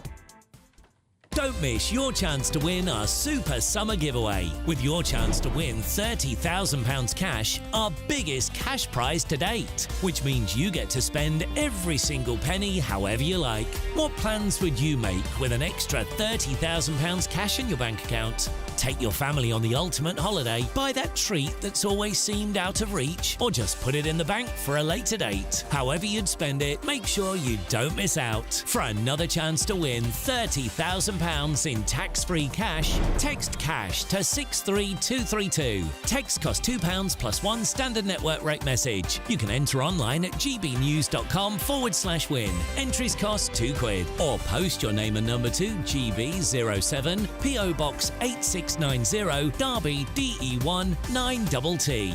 UK only. Entrance must be 18 or over. Lines close at 5 p.m. on the 30th of August. Please check the closing time if listening or watching on demand. Good luck. Well, good luck indeed. Just coming up to 18 minutes after 4 o'clock. This is GB News. We're live on TV, online and on digital radio. Coming up is Worldview Time. We'll cross live to Los Angeles and also to Tel Aviv to get the latest on what's going on in America and Israel. But next, it's time for the Great British Debate this hour. And I'm asking, do you believe Labour will stick to their pledge on tax? That's coming up right now. We've got that up on Twitter now. Send us your thoughts. gbnews.com/you'll say.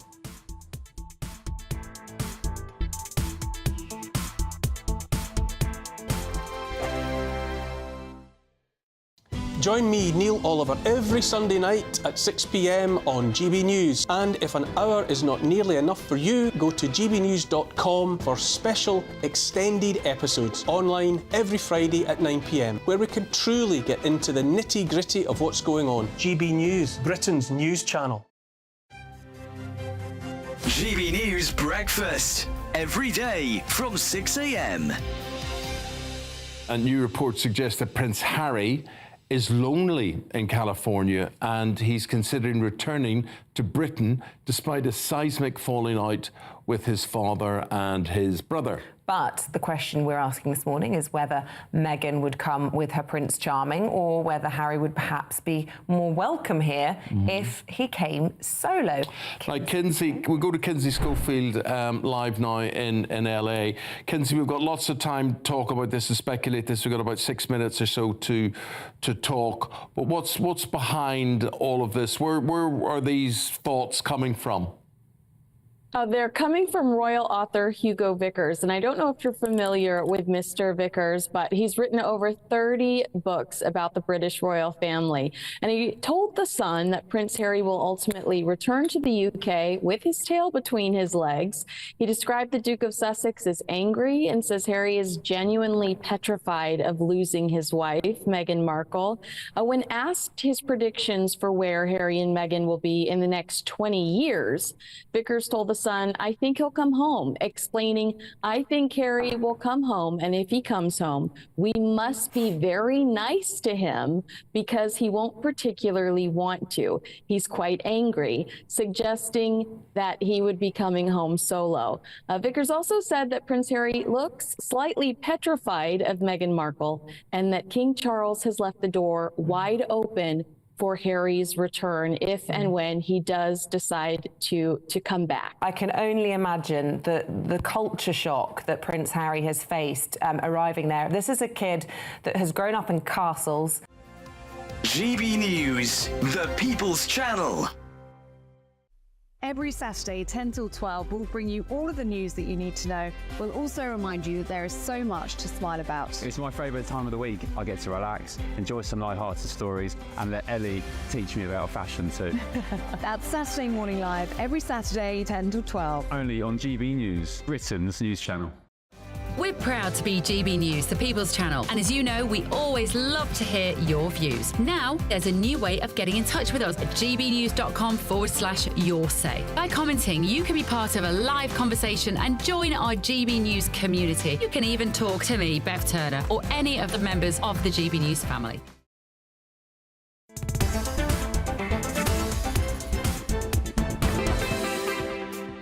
Good afternoon. It's fast approaching 23 minutes after 4 o'clock. This is GB News. We are the People's Channel. I'm Nana Akua. Don't forget as well, you can download the GB News app. Check out all the shows on the channel. But it's time now for the Great British Debate this hour. And I'm asking, do you believe that Labour will stick to their pledge on tax? Now, Sir Keir Starmer is pledging that Labour government is set to give teachers and nurses above average pay rises. That's at 5.5%, despite warnings from the Institute of Fiscal Studies. Now, such a move can only be funded by extra borrowing, higher taxes or cuts to public spending. Take your pick. The new Prime Minister is said to be open to handing public sector workers an above-inflation rise in order to avoid a row with the unions, who obviously have a strong hold on his party. So what do you think? If they offered, they want anything less, the unions could potentially push forward for a strike. However, this presents Sir Keir Starmer with a dilemma, as he repeatedly ruled out raising taxes on working people and spending cuts during the election campaign, raising the possibility that he'll be forced to break one or both of these after just 2 weeks in office to avoid strikes. Well, in relation to taxation, I do need to be really clear. We are not going to increase income tax, national insurance or VAT. And the reason for that is because I think with the tax burden being as high as it is, and a cost of living crisis, that is the wrong thing to do, particularly for working people. So we're not going to do that. But what is a working person? Well, let's have a listen. According to Sir Keir Starmer, this is what he said. The person I have in my mind, Nick, when I say working people, is people who earn their living, rely on our services, and don't really have the ability to write a cheque when they get into trouble. Working person sounds like, I think, everyone I know. Right, so I don't know how this is going to work. So for the Great British Debate this hour, I'm asking, do you believe Labour will stick to their tax pledge? Right, to join me to debate this, former MP and Labour MP Minister Ivor Kaplan, businessman and campaigner Ben Habib, Chief Economic Advisor to the Centre of Economic and Business Research, Vicky Price, and also political commentator Peter Spencer. Vicky Price, I'm going to come to you first of all. How, in your view, can they possibly fund this without raising taxes on working people?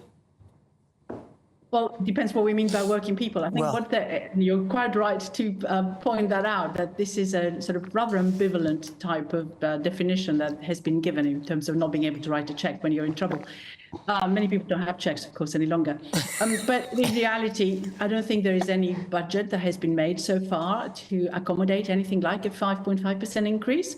So what will have to happen is that the government will indeed either have to borrow or raise taxes, not necessarily national insurance contributions or income tax or VAT, which has been pledged not to be touched, but lots of other things. But at the same time, I think they must be hoping that because of higher growth in the economy right now, they may have a bit more of room for manoeuvre, more of a leeway, because we're doing slightly better than before. In fact, we're growing reasonably fast so far. And if that is the case, then payments for people on benefits will be going down up to a point, although, of course, we still have cost of living crisis and increases having to take place there too, including minimum wage and so on for the public sector. But also what they're hoping for is that people will be, to a considerable extent, feel considerably more confident in terms of going out and spending more because inflation is coming down, interest rates will come down, and therefore their coffers will be filled up with a lot of revenues which they otherwise would not have received. And I think that's what they are probably hoping for. Right? Yeah, they're hoping for that. Peter Spencer, what do you think? Well, in the short term, it feels a little bit like a rerun of the story in the Odyssey of Scylla and Charybdis, that Odysseus had the choice of either getting half his crew eaten by a man-eating monster or the whole lot of them drowned in a whirlpool. He has got a very, very complicated equation to balance here, and on the face of it, it doesn't look like it can possibly be done. But the ministers are indicating there could be a little bit of wiggle room here, and as has rightly been pointed out, some of the economic pressures are off in that inflation is quite low, interest rates coming down, and the economy growing. But the other point that he really has to his advantage is the fact that the unions have a vested interest in preserving a Labour government. And so there's wiggle room there as well. I mean, we're not back in the days of Harold Wilson and beer and sandwiches in Number 10, but I suspect that if he can find, if the government can find some sort of midway between what the independent review bodies have recommended and what they can actually afford, then I suspect that it will not be, it certainly won't be as hard as it was for the previous government. Right, Ivor Kaplan. Yeah. Kaplan, even. Kaplan, change the name. I agree, actually. I think that there is every opportunity to do this. We've set out the areas that we don't want to increase, but in general terms, and in particular about these particular independent suggestion on teachers, on the NHS, possibly on the police, etc., etc. These are key workers, and if that means that we've got to give them a bit more than we'd expected to, then I don't think that's wrong, and that's not outside what we laid out in the election. Where does it end, though? I mean, obviously it was the independent review body that determines how much they get paid, and the pay rises, which is good. The government potentially have put these people in place so that they'll listen to what they say, but there is a risk that if they don't, then we'll probably have a strike. I'll go to Ben Habib. Yeah. So, I mean, I don't think it's just these pay rises. You know, when you look at the King's speech, it starts very optimistically talking about the need for growth in the economy. And as Vicky Price indicated, the only way really to square this circle is if the economy is growing. But when you read the measures that the Labour Party are bringing in, they're all highly regulatory. They are burdening business in this country. And what we're going to see is anemic growth at best. Vicky mentioned, our growth is slightly better than planned, or forecast initially. But actually, our growth is terrible. I think it's 0.7%, and everyone's kind of, whooping and saying that's fantastic. In order to be able to afford the kind of measures that the Labour Party is going to institute, we need really good growth in the economy, 2.5% to 3%. It ain't happening, particularly under the highly regulated agenda that the Labour Party are going to bring in behind them. And we won't see tax rises maybe for 6 months, but we will within 12 to 18 months, we will see taxes going up, either by stealth or by direct increases. All right, so on that bombshell, then, do you trust them to stick to their pledge of not raising those certain taxes, Ben Habib?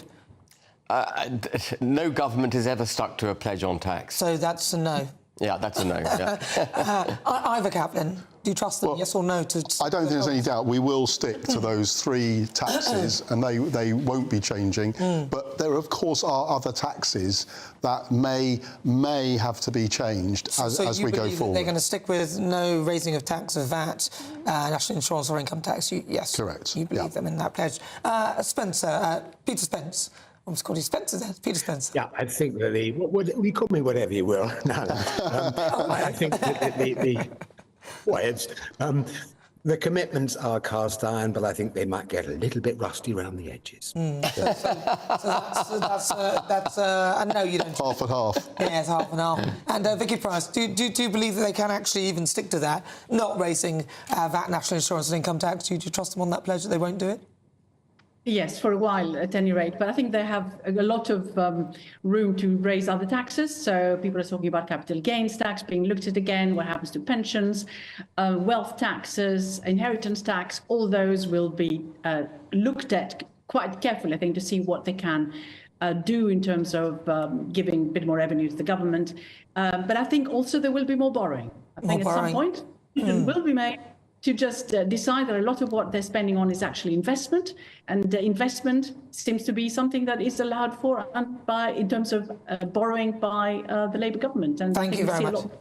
Thank you very much. It was a yes or no, but I think, Vicky's really clever and knowledgeable, so we have good things to say. Thank you very much to former Labour MP and Minister Ivor Kaplan, also Ben Habib, businessman and campaigner, Chief Economic Advisor to the Centre of Economic and Business Research, Vicky Price, also political commentator Peter Spencer. Thank you. Right, what do you think at home? gbnews.com/your say. Coming up, we'll continue with the Great British Debate this hour. I'm asking, do you believe Labour will stick to their pledge on tax? You'll hear the thoughts of my panel, broadcaster and author Christian Hamilton, also broadcaster and journalist Danny Kelly. Still to come, my outside guest. We talk highs, lows and lessons learned and what comes next on The Outside. And today, I'm joined by a journalist who's interviewed some of the biggest names in the world of showbiz, but recently ended her relationship with a well-known chaser. Who is she? She'll be here very shortly. First, let's get your latest news headlines with Tatiana Sanchez.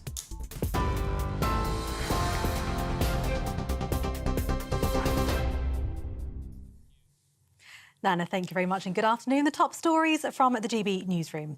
Donald Trump says nobody warned him of a possible threat in the moments before he was shot by a gunman in Pennsylvania. In an interview with Fox News, the Republican nominee said the lack of information was a mistake and the event should have been delayed. It comes as the Secret Service faces questions over how the would-be assassin was able to wander outside the security perimeter before taking his position on a roof, even after local officers had reported him acting suspiciously. And in his first rally since that assassination attempt, Donald Trump told supporters he took a bullet for democracy. He appeared alongside his vice presidential running mate J.D. Vance in Michigan, their first joint appearance. Trump is hoping to win the crucial swing state that President Biden took in 2020 and showed a fighting spirit. Meanwhile, Kamala Harris insists President Biden will win the US election despite continuing pressure from fellow Democrats to stand aside.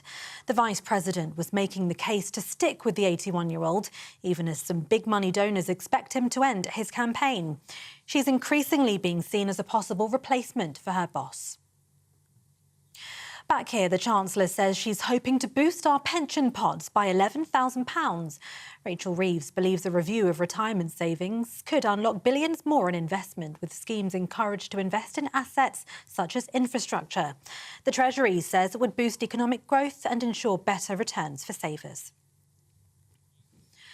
And a hate crime investigation is underway after 3 pride flags were vandalised outside Forest Gate railway station in East London. The Met Police is appealing for information after the pavement paintings were covered with spray paint in the early hours of Friday morning.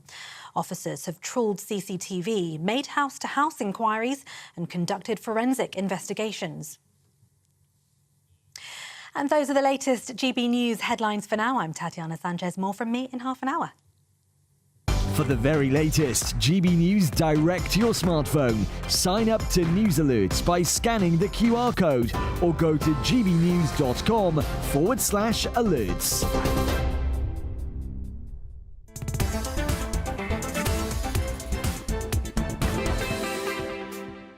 Thank you, Tatiana. Right, I'm Nana Akua. This is GB News. We are Britain's news channel. Coming up, World View will cross live to Los Angeles and then to Tel Aviv to get the latest on what's going on in Israel and America. But next, we'll continue with the Great British Debate. And I'm asking, do you believe Labour will stick to their pledge on tax? I've got a poll up right now on X asking you that very question.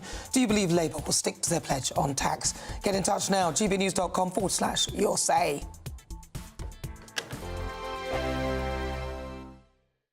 Hello, here's your latest weather update from the Met Office for GB News. We'll see a mixed bag of weather across the UK during the week ahead. Most of us seeing some outbreaks of rain at times, but when the sun pops through, it should feel pleasantly warm for the time of year. We've seen a ridge of high pressure moving in from the west, giving plenty of fine weather across many areas today, but notice low pressure gathering out there towards the west of Ireland, and that'll start to push outbreaks of rain in across Northern Ireland, eventually reaching parts of southern Scotland and the north of England into the early hours of Monday. Some of that rain turning quite heavy in nature by Monday morning itself. Whereas towards the north, we'll see some clear spells. And outbreaks of rain will also work in across Wales and the far southwest of England, but elsewhere across England and Wales we'll see some clearer spells, holding up at 14 or 15 Celsius, so quite a mild night in the south, but turning quite chilly under the clear spells towards the far north of Scotland. So the new working week gets off to a fine start across the far north of Scotland. 1 or 2 showers, but plenty of sunshine to start Monday here. Whereas across central and southern parts of Scotland, more in the way of cloud around. There'll be some outbreaks of rain, locally on the heavy side, and a few heavy bursts still across parts of Northern Ireland, into parts of Northern England too. So a pretty damp start across the central parts of the UK. Further south, outbreaks of rain moving in across Wales into some western parts of England, whereas across central, eastern and southeastern England, Monday gets off to a fine start. There'll be some sunshine around, and temperatures not doing too badly at this stage either. As for the rest of Monday, well, it's the central slice of the UK, Northern Ireland, southern Scotland and the north of England, which will generally see the worst of the conditions, outbreaks of rain giving way to sunshine and a scattering of showers. Some of those showers could well turn quite heavy, even thundery into the afternoon. Across England and Wales, outbreaks of rain clear away towards the east, giving way to a much brighter afternoon, and some brightness towards the far north of Scotland too. In the sunshine in the southeast, we'll see highs of 24 or 25 Celsius. Into the evening on Monday, further outbreaks of rain will push in across Northern Ireland. We'll hold on to some showers across parts of Scotland, the north of England, across parts of Wales and the southwest of England too. Elsewhere, a fine end to the day. Fine for many around the middle part of the coming week, but by Thursday we'll see further outbreaks of rain moving in from the west, and quite warm when the sunshine comes through. Join me, Camilla Tominey, for a frank and honest discussion with those in power that cuts through the spin and gets to the heart of the issues shaping our nation. You haven't confirmed that you want to stand as leader, but you haven't ruled it out either. This report basically says that he's not fit to stand trial. Is he indecisive? Incompetent? I deliver the dose of reality Westminster needs. That's the Camilla Tominey Show at 9:30 every Sunday on GB News, the People's Channel, Britain's news channel. Tune in to Friday Night Live with me, Mark Dolan. GB News royalty with your perfect start to the weekend. Lucky us. Feisty and fearless guests. Well, I'm a normal person, so ask me. Honest opinions that raises more questions than a Gary Barlow tax return. And a few surprises along the way. Might be cold in this studio. That is Friday Night Live with me, Mark Dolan. 8 to 9 only on GB News, the People's Channel, Britain's news channel.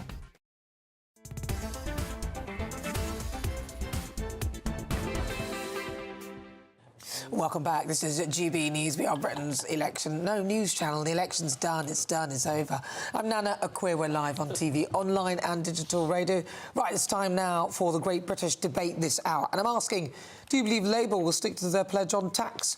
So Keir Starmer's pledging Labour government is poised to hand teachers and nurses an above-average 5.5% pay rise, despite warnings from the Fiscal Studies Institute that such a move has to be funded by extra borrowing, higher taxes or cuts to public spending.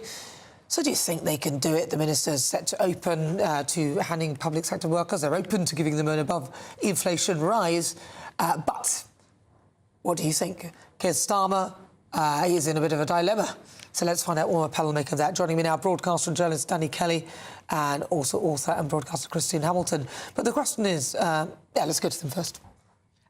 No, they can't do it with that. No Labour government since 1970 has left office with taxes lower than when they arrived. So, no, it was all... They were very careful during the campaign to make sure that these promises were all fairly wishy-washy. And if they give this 5.5% across the board, that is going to cost £10 billion, which is easy to say, but it's a monumental amount of money. But they've raised expectations. We know a lot of the strikes previously were against the Tory government, and people think Labour is a soft touch, so they are going to expect it. But we have a national debt which is already 100% of GDP. The interest alone on the national debt is £100 billion per annum. The NHS spending per annum is 150, so it's two-thirds of that. So we are colossally in debt. There is no way they can pay for these things without raising taxes or cutting services. No, they're not going to do that. So it'll be tax raises. Well, Keir Starmer said he's not going to raise taxes on working people. Let's have a listen to his definition of a working person. I have to hear this again. The person I have in my mind, Nick, when I say working people is people who earn their living, rely on our services and don't really have the ability to write a cheque when they get into trouble. As Vicky Price did point out, that people don't write cheques anymore. But what does that even mean? It's all relative, isn't it? What does that mean? Exactly. What does that mean? What a load of flannel. A working man who may not have the ability to write a cheque if he's in...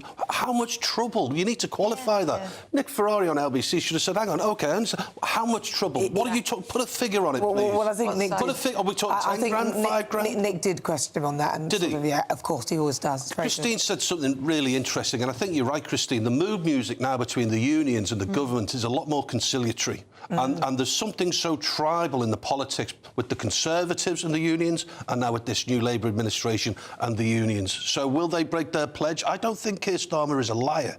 And I don't think if Keir Starmer... Because Keir Starmer would have been, if you like, in negotiation, without being in negotiation with the unions, well before the election, because it was a landslide. They knew that they were going to have to meet them at some point. So this will all be forward-planned. It will all be financially projected correctly. I don't think he's going to break his pledge. I don't. You don't think he will? I don't. Well, listen. No, I don't think he's a liar, and I don't think unless something like a curveball comes along. Watch my lips, as it were. How do you know when a politician is lying? When their lips are moving. When their lips move. Well, they were very careful during the campaign not to make too many specific pledges. Well, they've been very careful not to make any real pledges, apart from that specific one about national insurance, income tax, and VAT. We'll be watching closely, but this show's nothing without you and your views.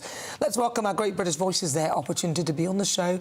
Tell us what they think about the topics we're discussing. Let's go to Kidderminster, the home of carpets. Home of carpets. Where John Reid is. John Reid. Right, what do you think? Do you trust them not to raise taxes where they say on national insurance, income tax, VAT, working people? Yes, I do, Nana, absolutely. The man has said it and the man will stick to it. He's known for that kind of thing and I believe him absolutely. I realise in your panel that this is a slightly opposing view to Christine. And, you know, I'm just going to disagree with her. I think Danny's on the ball here. He makes a promise, so he'll stick to it. But he needs to, doesn't he? We need to do something. I'm reminded of the promises that the previous Premier made, you know. Do you remember Rishi's 5 promises? Stop the votes. I'm trying to remember how many he actually served up on. Not many, really. So they've all got their stories, haven't they? But, yeah, I think we're heading for a better future, personally. I'm a Labour voter, so there you go. Well, you know what? If he breaks his promise, we'll come back to this. We'll play this back to you, John. Thank you very much. That's John Reid in Kidderminster. Really good to talk to you. Right, you're with me. I'm Nana Akua. This is GB News. We're live on TV, online and on digital radio. Coming up, the Great British Debate this hour. I'm asking, is it time to nationalise water? That's in the next hour. But next, Worldview will cross live to Los Angeles and off to Tel Aviv to speak to Paul Duddridge and Udo Keller to get the latest on what's going on there.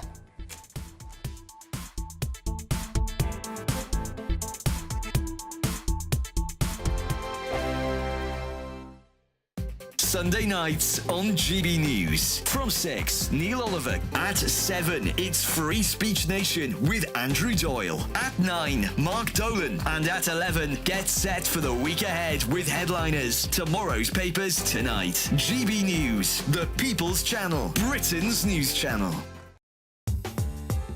I'm Christopher Hope. From pop stars to politicians, I'll interview anybody in a pub who's got a political opinion. Join me every Friday on Spotify, Apple Podcasts, YouTube or gbnews.com, or wherever you get your podcasts.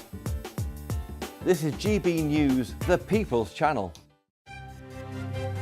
GB News Breakfast, every day from 6 a.m. Meghan Markle has reportedly finished filming her new show for Netflix. It aims to celebrate the joys of cooking, gardening, entertaining and friendship. Yeah, this comes after Prince Harry's Netflix documentary, The Heart of Invictus, failed to hit the right note with viewers missing out on the top 10 in the streaming charts. So, will this next venture be a success? Well, joining us now is royal commentator Kinsey Schofield. I know I've talked to the both of you about Meghan Markle potentially running for president, so this feels like a bit of a dud to go from Meghan Markle running for president to Meghan Markle's Netflix series about friendship and cooking. So she's wrapped this recent show. They rented a home near hers in Montecito, so that as their cooking set. And they're saying that this is really make or break for Harry and Meghan when it comes to their Netflix contract. Do you think, Kinsey, it's fair to say that Meghan Markle has proved to be commercially a bit of a damp squib? Even in America, her native homeland, she's kind of Oprah without the audience when it comes to the cooking. Also, is she kind of, do you think... They saw her as the golden ticket, didn't they, to unlimited revenue, unlimited audiences, and it just hasn't happened. Look, I think Meghan is a beautiful woman, and I do think she's talented, but I think how you treat people is incredibly important. And not only was she rumored to have been cruel inside Kensington Palace with several bullying allegations, but here in the States, Archwell Productions, their audio section, their scripted section, they've gone through several employees. And I think it's a reflection on the way that people are treated there. And I think as a viewer, you might get that. You might feel that way. And maybe that is where the appeal has been lost. GB News, the People's Channel. In the GB newsroom, we bring you the news as it happens. With our team of dedicated journalists across the UK, GB News brings you accurate reporting of the day's topical agenda. When the news breaks, wherever and whenever it's happening, we'll be there. This is GB News, the People's Channel, Britain's news channel.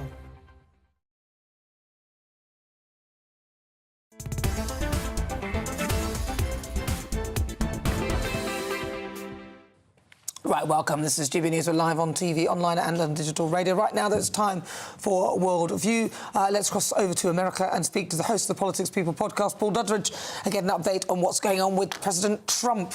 Right, so, Paul, it's been a very, very, very busy time for America. What's going on with President Trump and what's happening? Talk to me. What a week. Yeah, last week we obviously had the assassination attempt, and now we have Biden, who definitely was dropping out of the race last week, whether he liked it or not, has now said that he's definitely staying in the race. He's convalescing from COVID at the moment, which is just adding to his woes, but Biden is staying in the race, and Trump is now, he's back to doing rallies. Literally, assassination attempt last Saturday, and then another rally a week later in Michigan.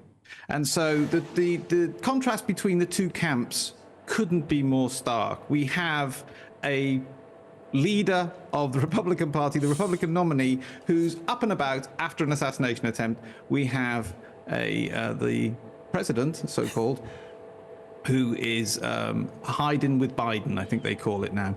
So, yes, it's looking very strong for Donald Trump. I'd say he's way ahead in the polls now. Still not enough for my liking. I am still, you know how I have such trepidation about this. People are really complacent.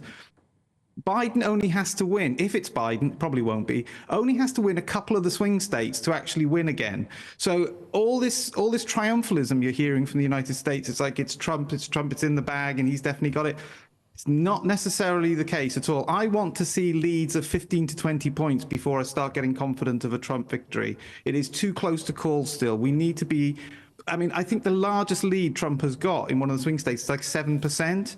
That needs to be 10, 15% before we can actually start looking forward to the prospect of a fabulous Trump comeback. But Biden, I'll be honest with you, when I saw him after the disastrous debate, some of his performances, it's almost like he's a different person. I'm like, this is really odd. And now he's obviously got COVID. But I mean, I was like, is this the same guy? Because this particular version of him seemed to be moving really smoothly, yet only the other week he was like somebody who couldn't move at all.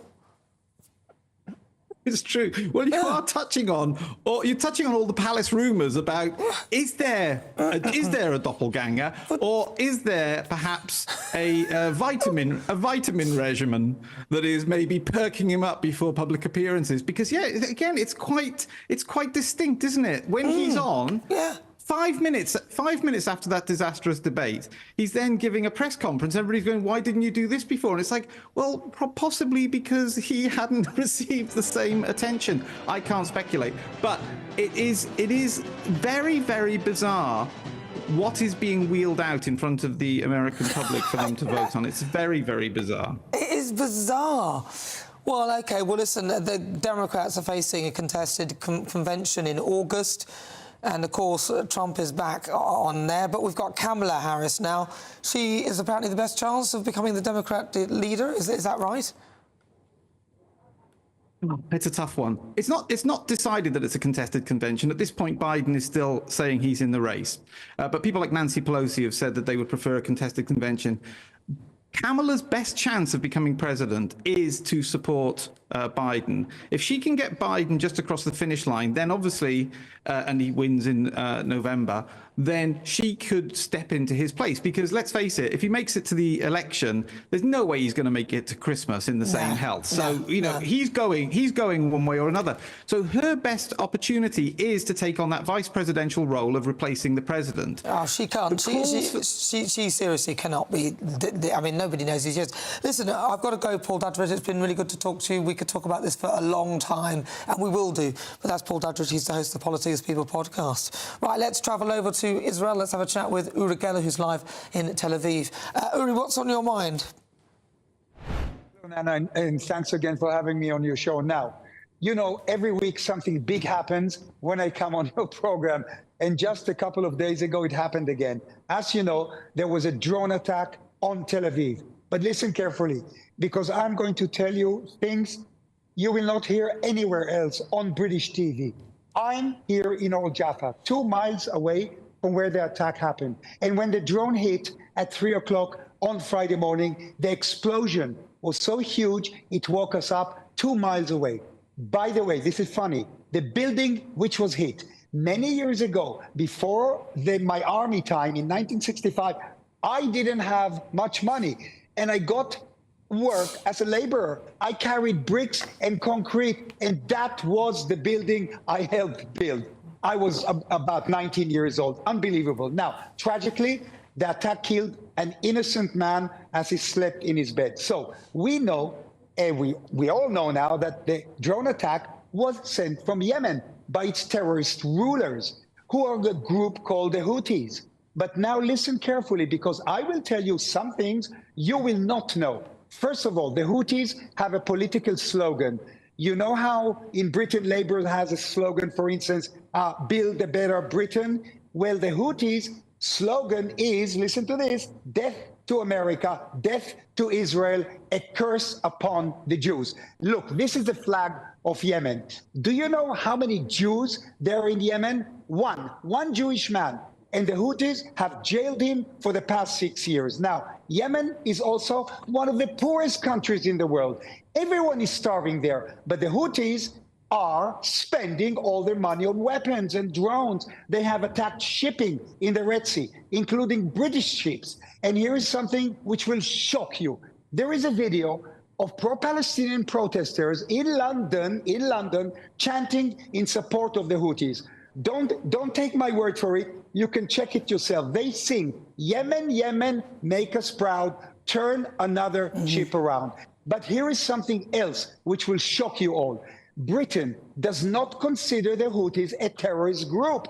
They have not banned support. They allowed them to do anything. So you can go into the streets of London, Manchester, Birmingham, or wherever, and wave a Houthi flag, and you can send as much money to them as you like. So here is a challenge.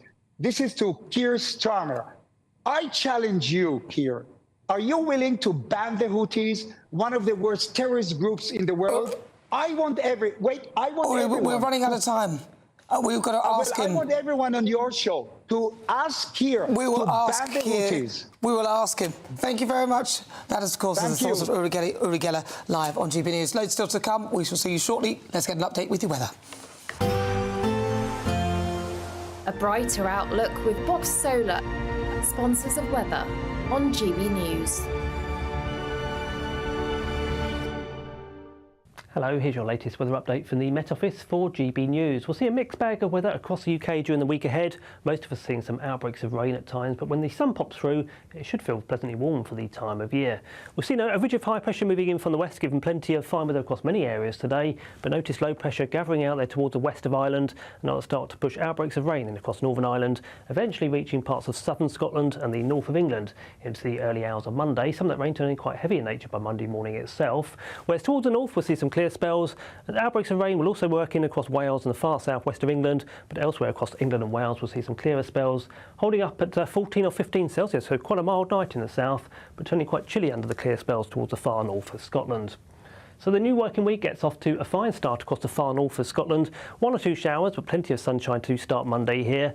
Whereas across central and southern parts of Scotland, more in the way of cloud around. There'll be some outbreaks of rain, locally on the heavy side, and a few heavy bursts still across parts of Northern Ireland, into parts of northern England too. So a pretty damp start across the central parts of the UK. Further south, outbreaks of rain moving in across Wales into some western parts of England, whereas across central, eastern and southeastern England, Monday gets off to a fine start, there'll be some sunshine around, and temperatures not doing too badly at this stage either. As for the rest of Monday, well, it's the central slice of the UK, Northern Ireland, southern Scotland and the north of England, which will generally see the worst of the conditions, outbreaks of rain giving way to sunshine and a scattering of showers. Some of those showers could well turn quite heavy, even thundery into the afternoon. Across England and Wales, outbreaks of rain clear away towards the east, giving way to a much brighter afternoon, and some brightness towards the far north of Scotland too. In the sunshine in the southeast, we'll see highs of 24 or 25 Celsius. Into the evening on Monday, further outbreaks of rain will push in across Northern Ireland. We'll hold on to some showers across parts of Scotland, the north of England, across parts of Wales and the southwest of England too. Elsewhere, a fine end to the day. Fine for many around the middle part of the coming week, but by Thursday we'll see further outbreaks of rain moving in from the west, and quite warm when the sunshine comes. Looks like things are heating up. Boxed Boilers, sponsors of weather. £30,000 in cash has to be won. It's our biggest cash prize so far, and it could be yours. Charles was a winner. Listen to what he says about winning the Great British Giveaway. I'm Charles. I won £18,000 cash. It was just amazing, and as soon as it goes into your bank account, it just changed. It's a life-changing thing. The next big winner could be you, with an extra £30,000 cash in your bank. For another chance to win £30,000 in tax-free cash, text cash to 63232. Text costs £2 plus 1 standard network rate message. You can enter online at gbnews.com/win. Entries cost £2, or post your name and number to GB07 PO Box 8690 Derby DE1 9TT. UK only. Entrance must be 18 or over. Lines close at 5 p.m. on the 30th of August. Please check the closing time if listening or watching on demand. Good luck. Tune in to Friday Night Live with me, Mark Dolan. GB News royalty with your perfect start to the weekend. Lucky us! Feisty and fearless guests. Well, I'm a normal person, so ask me. Honest opinions that raises more questions than a Gary Barlow tax return. And a few surprises along the way. Might be cold in this studio. That is Friday Night Live with me, Mark Dolan. 8 to 9 only on GB News, the People's Channel, Britain's news channel. Join me, Camilla Tominey, for a frank and honest discussion with those in power that cuts through the spin and gets to the heart of the issues shaping our nation. You haven't confirmed that you want to stand as leader, but you haven't ruled it out either. This report basically says that he's not fit to stand trial. Is he indecisive? Incompetent? I deliver the dose of reality Westminster needs. That's the Camilla Tominey Show at 9:30 every Sunday on GB News, the People's Channel, Britain's news channel.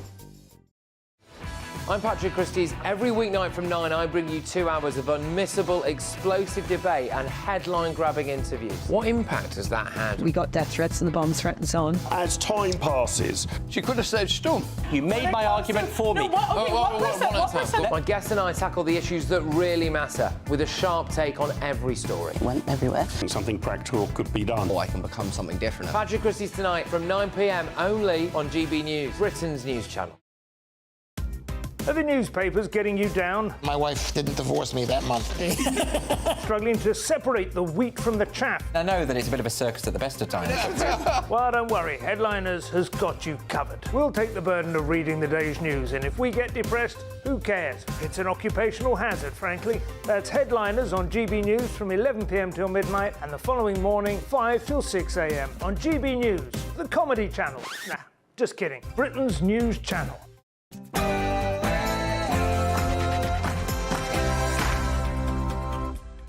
Hello, good afternoon. It is 5 o'clock. This is GB News. We're live on TV, online and on digital radio. I'm Nana Akua. For the next hour, me and my panel will be taking on some of the big topics hitting the headlines right now. Coming up, my outside guest. Now, she is a TV favourite who's recently been through a very public heartbreak. But who is she? She's fabulous. Look at that hair. You can just about see it. Who do you think she is? She'll be with us in a few moments' time. Then, for the Great British Debate this hour, I'm asking, is it time to nationalise water? Now, we'll be taking a look at some of the wild driving and asking whether this driver should retain their licence. But first, let's get your latest news headlines.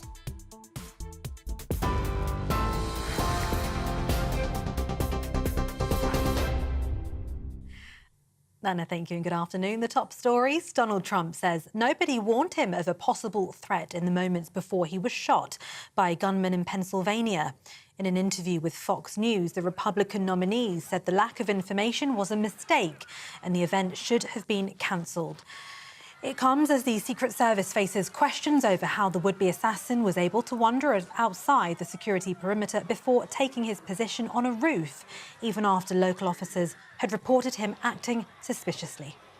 Nobody mentioned it. Nobody said there was a problem. And I would have waited for 15. They could have said, let's wait for 15 minutes, 20 minutes, 5 minutes, something. Nobody said, I think that was a mistake. How did somebody get on that roof? And why wasn't he reported? Because people saw that he was on the roof.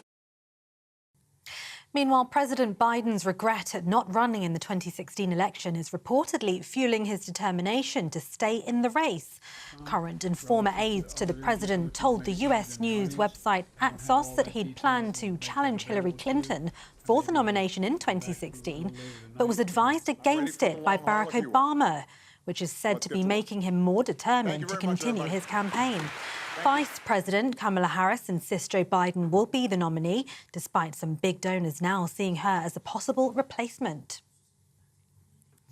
And if you've ever thought American elections are stranger than fiction, the creator of The West Wing says the Democrat should nominate Mitt Romney. Comparing calls for President Biden to stand aside to a storyline in his classic TV drama, Aaron Sorkin writes in the New York Times that Romney would peel off enough Republican votes to win, probably by a lot. The former governor of Massachusetts was the Republican nominee in 2012, losing to Barack Obama. Now, a Labour MP has told GB News that she became pregnant at the age of 15 after being groomed and raped by an older man. Natalie Fleet says she has weekly nightmares about the ordeal 23 years ago, but now she wants to be a voice for all women. Now we have labels like grooming that we didn't have then. I didn't know we were having unprotected sex. You know, I was a child, and this is statutory rape. You know, at the time, this isn't something that we're talking about. It's not how I saw myself. I saw myself as, you know, at 15, you definitely think you're old enough to do all these things. But another thing that I can do, now I'm here, is I really want to be a voice for all of those people, all of those women that have children in far. In other news, normal levels of service at GP surgeries will take some time to come back after Friday's global IT outage. The British Medical Association warns GPs need time to catch up on lost work over the weekend after the tech glitch knocked a computer system used by GPs offline. The outage was caused by a faulty security update that was deployed to around 8.5 million Windows devices. Jeremy Hunt has apologised for failures in the UK's pandemic preparations highlighted by the COVID inquiry. In its first report, the inquiry found the former government had failed the public due to what it called significant flaws in preparing for a pandemic. The former Chancellor and Health Secretary acknowledged that he'd been part of what he described as groupthink, where there was over-preparation for a flu pandemic while other types were not considered. The Chancellor says she's hoping to boost our pension pots by £11,000. Rachel Reeves believes a review of retirement savings could unlock billions more in investment, with schemes encouraged to invest in assets such as infrastructure. The Treasury says it would boost economic growth and ensure better returns for savers. A hate crime investigation is underway after 3 pride flags were vandalised outside Forest Gate railway station in East London. The Met Police is appealing for information after the pavement paintings were covered with spray paint in the early hours of Friday morning. It follows previous incidents in June, which the force believes are linked. Officers have trawled CCTV footage, made house-to-house inquiries and conducted forensic investigations, but so far no arrests have been made. And finally, a row has erupted between an auction house that sells Elvis Presley memorabilia and the icon's Graceland estate. Joel Weinshanker, who's managing partner of Elvis Presley Enterprises, told NBC News that he doubts the authenticity of some items recently sold by GWS auctions. He says his suspicious mind first started racing when he spotted a black grommet jacket for sale, which was said to be worn by the singer in 1972. However, he believes the real jacket is still hanging in Graceland's collection. He also doubts the veracity of other items offered for sale, including jewellery and even the star's private jet. GWS Auctions insist the items are authentic. Those are the latest GB News headlines for now. I'm Tatiana Sanchez. More from me in half an hour. For the very latest GB News direct to your smartphone, sign up to News Alerts by scanning the QR code or go to gbnews.com/alerts.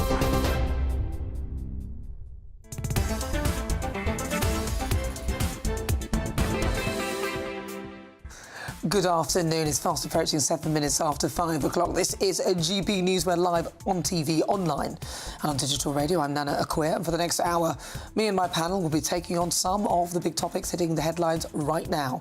This show is all about opinion. It's mine, it's theirs, and of course it's yours. We'll be debating, discussing, and at times we will disagree, but no one will be cancelled. So joining me today is broadcaster and journalist Danny Kelly, and also broadcaster and author Christine Hamilton. Still to come every Sunday at 5, I'm joined by a celebrity, a former MP, or someone who's had an extremely interesting career to take a look at life after the job. We talk highs, lows, lessons learned, and what comes next on The Outside. Today, it's one of TV's favourite faces. She's a presenter. She's known for a warm chat as the sort of pub-style interview technique that she's got there. She interviews some big hitters, though. She's also recently suffered a very public heartbreak. Then, for the Great British Debate this hour, I'm asking, is it time to nationalise water?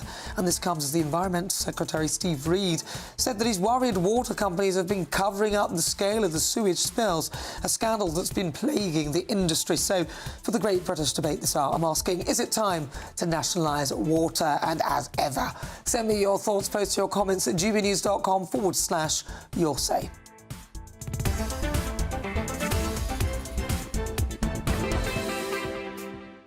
Right, so every Sunday at 5, I'm joined by a celebrity, a former MP, or someone who's had an extremely interesting career. Take a look at life. Now, we talk highs, lows and lessons learned and what comes next. And this week, my guest has worked her way up to become a recognisable face on TV. She's interviewed the likes of Anton de Beck, Lady Colin Campbell, Brian Connolly and many more on her weekly show, which was voted in the top 20 shows to watch in Closer magazine. She's also recently been through a very public heartbreak after a relationship with a famous chaser. Have you guessed who she is? Of course you did. It is, of course, presenter Hayley Palmer. Hayley. It's me. me. Nice to see you. Thank you so much for having me. It's so lovely to actually just sit down and have a chat with you. Oh, yeah, you too as well. Thank you so much for coming in. So, Hayley, talk to me about you then, because we see you on TV, but I don't know, what were you doing before? How did you get yourself into all of this? Well, I started off as a dancer. My mum sent me to dance school when I was like 3 years old. You will be on the stage, off you go. And, yeah, I've danced my whole life. And I'd always loved to be a television presenter, but I never quite had the confidence to do it. And I actually did a work placement at ITV, and that's how I got in the industry. And I started as a runner, but everyone was like, Hayley, you just talk too much, so you need to be in front of the camera. Yeah, and so your first job that you did in front of the camera, what was it? The first job I did was an 80s show on the Sky Channel that I'm on now, and I didn't have a clue what I was doing. I still don't. But I love a chat, and I love people.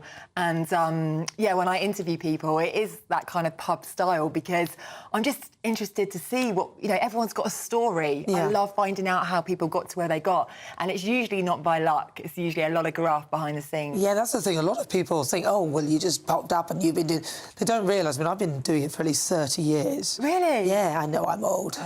I'm old. I like actually being old. It's lovely. Do you? I don't. Really it makes me upset. No. I want to be young. Really want to be young. I'm thankful that I've gotten this far. Some people don't get this far, so... Exactly, we're grateful. Exactly. So you came out and you became a presenter doing other things. What's been the biggest thing that you've done? My most thing that I'm proud of is my show, because I built it up from nothing. When I first started, nobody wanted to come on. I would ask people and they'd be like, no. And I've built it up. And even in lockdown, we actually changed my parents' dining room into a green screen studio. My mum and dad had retired. My dad was like, you're the cameraman. We had all the gear and no idea. We had no idea what we were doing, but we kept going, and we were putting out, 2 shows a day because we had the gear to do it. And I'm proud of it because I present it, I produce it, I help edit it, I cast it, I get the sponsor for it, I do all the work and I put it together. So when I see it there, I'm like, yeah, I did that. So you set this up in lockdown. Do you live with your parents, or you were staying there to help them because... No, I was or they were in your bubble? Yeah, I was in London and I was just really oh, God, what am I going to do? I can't talk to anyone, so I need to be doing something the whole time. So I went back to Portsmouth and I did it. Oh, that's lovely, isn't it, Portsmouth? What a great place. Yeah, Pompey. Yeah. Pompey girl. So do you still film there, or has your studio changed? No, now we go out on location and we usually either hire somewhere or go to wherever's convenient for my guests. So how successful, what's the show called and how successful has it been? Because it's quite amazing when you create something from scratch and then it becomes something. Yeah, it's great now because I get people asking to come on the show, so that's always a bonus. And yeah, it's been voted in Close magazine top 10 show of the week, what to watch, and we just get some great guests on there, and it just makes me so proud. So yeah, I love it. Oh, well, I'm really pleased to hear that you're doing so well, and it's lovely to see have a proper chat with you. Now, a little while ago you were going out with the Chase. Oh no, but that ended. What can you tell us? Well, we were really happy. I thought we were, and we were together a year, and when we first got together, people were like, is that for real? Because they just didn't put us together. But we were, it's such a good place, and we were totally different. He's more of an introvert and I'm more of an extrovert, but it kind of worked, our opposite personalities. And, I don't have anything bad to say about him because he did really look after me, and we were in a really good place, and I don't really remember having that many arguments and stuff because it was just like a dream relationship. I kept saying to people, just hang on for the right guy because, it feels so good when it's right. We went on Loose Women. It's Mark the Batter, some people don't know. Yeah, yes. We went on Loose Women, and that was the week before we broke up. We were celebrating our year anniversary. We were looking at venues because we did quizzes together. So it was all going, in my opinion, really well. And then I got a call a week later, and I just finished the gym and I was in good spirits. And he just said, it still really pains me to say it. I can't say it. Oh, I'm sorry. I'm so sorry about that. Because I thought you guys were really good together as well. It is tough, isn't it? But you know what? I do sometimes think that everything does happen for a reason in the long run, doesn't it? And actually, at the end of the day, with me, if somebody ever breaks up with me, I often think to myself, well, if you don't want me, I don't want you. It's really, to be honest. I mean, I don't want somebody who doesn't want me, and so you know, I can deal with it on that level. Yeah, sorry, it's still I was in such shock. Yeah. So when I talk about it again, it sort of comes back. The shock of it all comes back, and I totally understand that as well. But you know, you're a beautiful woman, and you've got this fantastic show that is doing incredibly well. Yeah, so I'm putting my work into my show now. That was my point. Absolutely. Yeah, I'm really like putting my heart and soul into my work because I'm proud of what I've achieved from that. And and I went out last night. Oh, yeah? I went out with the girls. Yes. And guys are sliding into the DMs, so it's all good. Well, that's the point, isn't it? You're stunning. Yeah. I mean, how tall are you? Because you're quite tall. I'm 5'11". Exactly. So I am like extremely tall. With heels, I'm about 6 foot. Amazing. So yeah, stunning I come woman. from a tall family. Stunning woman. Well, listen, you've got so much more to offer, by the way, and I know the viewers love you. Aww. And you know, if you ever want me, when I become a bit more famous, you can interview me on your show. Nana, can you come on my show? I loved it. You've got to choose your favourite music video. Oh, really? Yeah. My favourite music video's got to be. What's yours at home? Mine's got to be Michael Jackson Thriller. Oh, we can do the dance routine. We could do it. So who have you got coming up next on your show to interview? Well, we have got some exciting guests coming up. We just had some Love Island guys that were on the show last night, and that's brilliant because it gets the younger guests coming in. But I'll tell you who I'd love. I love the cast of Gavin and Stacey because I'm a big fan. Oh, they're good, So I'm trying to get a hold of them. I'm also trying to get a hold of Rylan as well because I think he'd be a great laugh. Have you met him? I have met Rylan, yeah. I actually saw him in the street in Mayfair the other day. He came running up to me. He was like, hey, yours! I was like, oh, my God, he knows my name. Oh, that's lovely. Yes, people say that he's really nice. Yeah, he's. Do you know what he is? Is exactly how you think of him on screen, you know, and I love people like that. And there's some people that come on my show and I end up spending hours with them afterwards, like having a really lovely chat, and I'll go around for lunch. Like I went to Kim Wilde's house for lunch. Really? And, yeah, we like become really good friends. We go out, and I think that's just like really lovely when you make really good friends with people, and it's not just an interview. It ends up being a friendship. Yeah. So if people want to watch this show, where can they find it? Because it's, you know.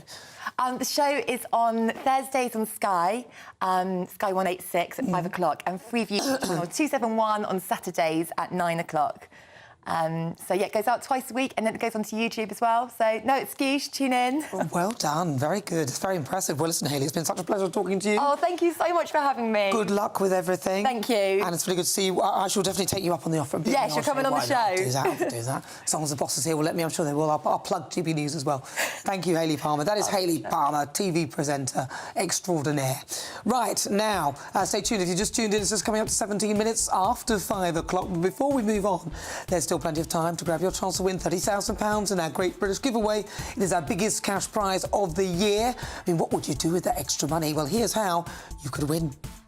Don't miss your chance to win our Super Summer Giveaway. With your chance to win £30,000 cash, our biggest cash prize to date, which means you get to spend every single penny however you like. What plans would you make with an extra £30,000 cash in your bank account? Take your family on the ultimate holiday, buy that treat that's always seemed out of reach, or just put it in the bank for a later date. However you'd spend it, make sure you don't miss out. For another chance to win £30,000 in tax-free cash, text CASH to 63232. Text costs £2 plus one standard network rate message. You can enter online at gbnews.com/win. Entries cost £2. Or post your name and number to GB07, PO Box 8690, Derby, DE1 9TT.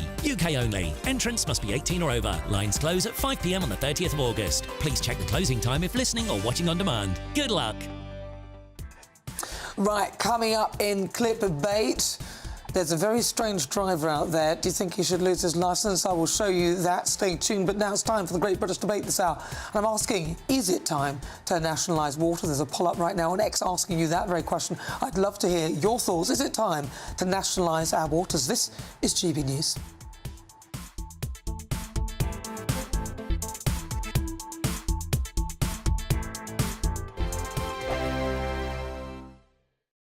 Mark Dolan tonight is your weekend dose of news, debate and entertainment.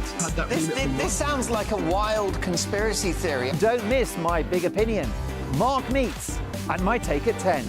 Democracy is a funny old thing. And we don't do boring, not on my watch.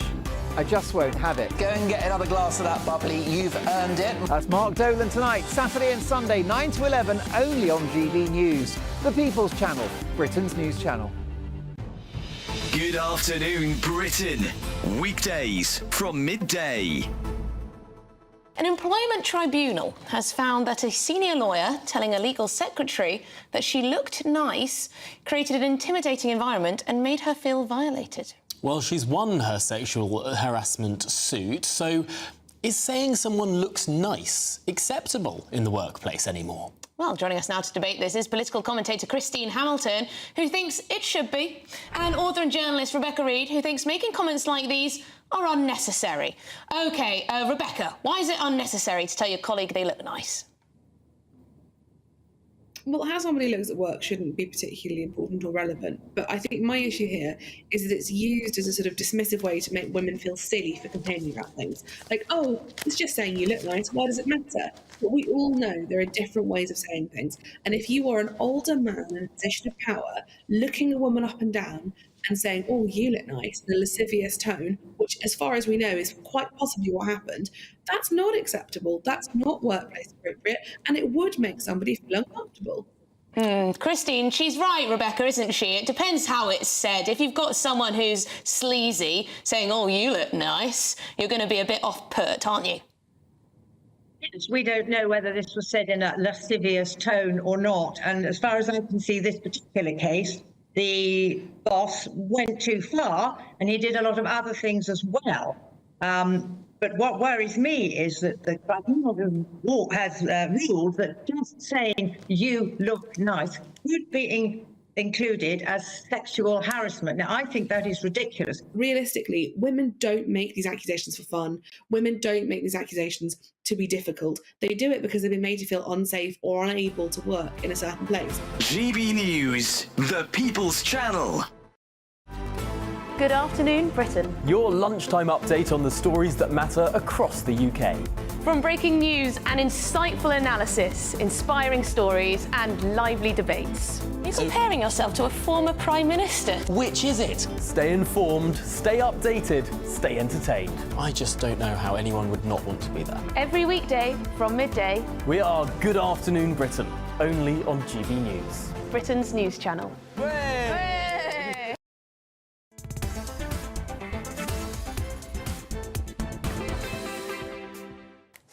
Good afternoon.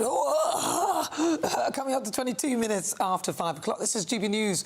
We're live on TV, online and on digital radio. I'm Nana Akua. Don't forget as well, you can stream us live on YouTube or catch up with all the different programmes here on the channel. It's time, though, now for the Great British Debate this hour. And I'm asking, is it actually time to nationalise or even renationalise water? Environment Secretary Steve Reid has said that every single river in the country is contaminated. And he's not surprised that people are worried about swimming in the sea, lakes and rivers around this country. It is the latest blow to the water industry amid the sewage scandal and the controversies over pay to senior bosses. So I'm asking for the Great British Debate this hour, is it time to nationalise water? Well, joining me now is Head of Campaigns at the Taxpayers Alliance, Elliot Keck, former leader of UKIP, Neil Hamilton, political commentator James Mathewson, and lead campaigner at We Own It, Matthew Topham. Right, I'm going to start with you. Elliot, look, is it realistic? Can we actually nationalise it? Can the government take this back in? I mean, it certainly could. The question is whether it should want to. If you look at almost every single part of the state at the moment, it's failing. I mean, let's look at one person who's campaigning on this on Twitter, someone called Ellen Passanak, who cannot get a driving test until November. Every single part of the UK state is effectively crumbling. And the idea that we would want them to take yet another key responsibility into their hands when they can't already do what they're supposed to be doing, I think is just completely preposterous. Yeah, but look at the state of it. I mean, this is water is life. If we do not take this back, we will die because we need water. It's not I mean, is there a country in the world that doesn't have, that isn't nationalised with their water? Listen, you know, if you actually look at the state of UK water, it's actually much, much better than the statistics will have you believe. We're actually roughly on average relative to European nations. One of the reasons why we think water is so bad is because over the last 5 to 10 years, every single pipe that releases sewage into rivers and other water bodies have had monitors attached to it. They didn't previously have monitors. So essentially, we didn't know how bad the state of the water was. Every time we did test it, it performed incredibly poorly. And actually, there has been record investment over the last 20 years, way more investment than was under nationalisation. And actually, the quality of our water now is much, much better than it was a few decades ago. It's just that we monitor it much more closely. Of course, there's more to be done, but nationalising water is absolutely not the solution. Oh, you think not? All right, let's go to lead campaigner at We Own It, Matthew Topham. Matthew. Well, I think a key question that was dodged there is, does anyone else in the world run water like this? And the truth is they simply don't.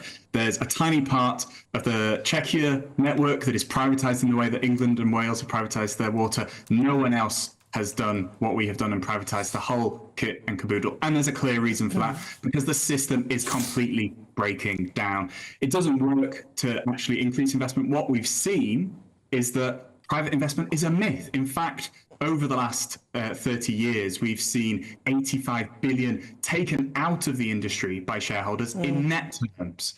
And what we actually want to be seeing is a greater level of investment. Everything so far has been paid for by our bills. It is the people of this country who have paid for the investment that's happened to date, not the private sector. And in fact, if we were having the system in public ownership, it would be cheaper and faster to deliver the large-scale investment that we need. And also, we would have more control over how it would be dealt with, as far as I can imagine. I mean, just to give you some stats here, raw sewage was discharged for more than 3.6 million hours into our rivers and seas. That was an increase of 105%. James Matthewson, what do you think? Surely we can't carry on like this. I think it's fascinating, and the comments from the Taxpayers Alliance come as no surprise. However, I think the fact that they're only being defended now by the Taxpayers Alliance and by people who have the interests of private companies and privatisation at heart, because this was Margaret Thatcher's idea. This was one of her great moves to privatise and to make things more efficient was the idea at the time, and to give things over to the private sector. Now, I'm always confused by the argument. It was the same with the rails, about taking them into public ownership or renationalising them, that somehow they're going to be exactly run as they were run when they were nationalised last time. That makes no sense at all, because you've got a complete different government. You've had so many different governments between now and then, and many, many years have passed, many different technological advancements. All sorts of things have changed. And I'm up here in Scotland, I'm in Edinburgh, where the water is public and it is nationalised, because they resisted Thatcher's move to do that. And I'm telling you, it's one of the best things they've done. I won't praise the Scottish Government a lot, especially the SNP one, but they've held firm with it, and they've managed to make sure that everybody is very proud of having this system that's public. And it's our water, as you point out, Nana, it's life-giving. It's our essence of life. It's the very thing that we need to survive. Why on earth should a private company be making profit? Well, I'm going to come back to you, Elliot, because he just said it's not surprising that you would say that. Well, listen, I mean, this is always the problem. So many of these campaigners refuse to deal with the actual arguments and the actual data, and instead just cast aspersions on people's motivations. The simple reality is investment in water has climbed significantly since privatisation. At the same time, bills have barely changed over the last 20 years. Yes, profit is being made, but listen, profit is the thing that actually drives the economy. It drives the life force of the economy. The stats are very, very clear. Water privatisation has broadly been a success. In Scotland, the state of water is actually significantly worse. We have about half the number of leakages every year than they do in Scotland. So I think it's just complete non-starter. But it's the water quality that we're talking about here, and it's the we didn't used to monitor. Well, I don't know. I mean, look, we've had over 105% of these the discharges into the sea or into our rivers, just because it's got a bit of extra rain. We've had a revolving door of people from Ofwat due to the top of the water companies. Neil Hamilton, I just can't see it feels almost as though it is corrupt. Now, I'm not saying it is, but I'm saying that's the feeling that I'm getting here. Neil Hamilton. Well, it requires heroic levels of optimism to think that politicians are going to be better managers of infrastructure companies like the water companies than people who are involved in running these businesses in the private sector. But what we know of the way the public sector is run throughout this country, from the NHS to the DVLA, it's an absolute shambles. There's no control just because politicians are in charge of it. Quite the opposite, in fact. And this is a highly regulated business, the water industry. You've got Ofwat, the regulator, that sets the targets for water leaks, for sewage leaks, etc. And if there's a failure to meet those targets, the companies get fined millions of pounds. Yeah, so but if the targets Neil, need to be tighter, then it's not Neil, we know that they factor in the fines into their behaviour. So they don't really, they're thinking, what, 100 million to them is pretty much nothing when you think of the billions that they're making, and yet they did not invest in the waterways, and we can't control that. They said they would. They said they would change lots of the pipes and so on and so forth. They didn't, Neil. That's the problem, isn't it? We have no control. Well, that isn't the case, as Elliot has given you the figures on that a moment ago. Because it is the case. If the water industry was nationalised, it would have to compete every year for the amount of money that it wants to invest against the NHS and other public services. Given that we've got £2.5 trillion of national debt at the moment, which costs us well over 100 billion a year to finance in interest costs, it's a heroic level of optimism, as I said earlier on, to think that you're going to get a better deal out of the Chancellor of the Exchequer than you would get out of the private capital markets. But I think the point of this is that it's the water quality and the quality to our lives. I mean, we have no control of it. Matthew. No, but I mean, the water. Absolutely. Let's come on to control. No, Matthew. Thank you. Yes, Matthew. thank you. Let's come on to this key issue of control. Who's looking to go back to this 20th century version of running services in public ownership? Certainly, campaigners I know are not. What we want is what they have on the continent. So let's look at Paris Water, whereas, of course, we saw just days ago the deputy mayor of Paris swam in the Seine. The Paris Water was taken back from privatisation in 2010, and they haven't returned it to a top-down civil servants way of running things. They have a democratic board. So the company board has sitting on it representatives of its workers, the people who actually are there trying to clean up the system. It has representatives of civil society through the Paris Water Observatory. That's the kind of system we could have here. Imagine if the fantastic campaigners of Windrush Against Sewage Pollution or the Ilkley Clean River campaign were not on the outside having to shout in to try and get change, but were there with all their expertise and knowledge and their experience on the ground, helping shape decisions on the company board. That's the kind of model we should be approaching in the UK as well. All right, well, let me just ask you all then, one by one. Elliot Keck, is it time to nationalise water, yes or no? Absolutely not. Neil Hamilton, yes or no? Is it time to nationalise? Absolutely not, no. James Matthewson, yes or no? Yes, it's well overdue. And Matthew Topham, yes or no? Like the poll just days ago, 8% of us are saying yes, we want it back in public hands. So that's a yes from you? Absolutely. Yeah. All right, listen, thank you so much for your thoughts. Really appreciate that. This is GB News. Welcome if you just tuned in. 31 minutes after 5 o'clock. I'm Nana Akua. We're live on TV, online and on digital radio. Coming up, we will continue with the Great British Debate this hour. And I'm asking, is it time to nationalise water? You'll hear the thoughts of my panel, Christine Hamilton and Danny Kelly. But first, let's get your latest news.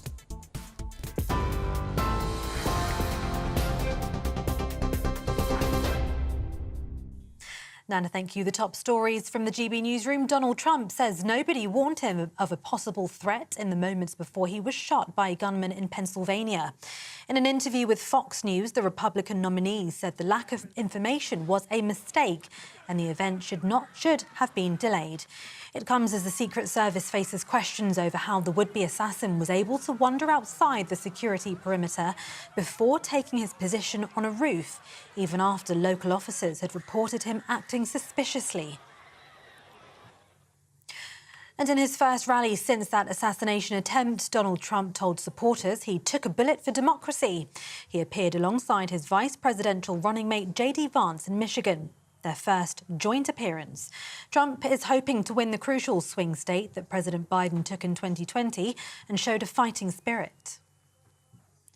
Meanwhile, Kamala Harris insists President Biden will win the US election, despite continuing pressure from fellow Democrats to stand aside. The vice president was making the case to stick with the 81-year-old, even as some big money donors expect him to end his campaign. She's increasingly being seen as a possible replacement for her boss. Back here, the Chancellor says she's hoping to boost our pension pots by £11,000. Rachel Reeves believes a review of retirement savings could unlock billions more in investment, with schemes encouraged to invest in assets such as infrastructure. The Treasury says it would boost economic growth and ensure better returns for savers. And a hate crime investigation is underway after 3 pride flags were vandalised outside Forest Gate railway station in East London. The Met Police is appealing for information after the pavement paintings were covered with spray paint in the early hours of Friday morning.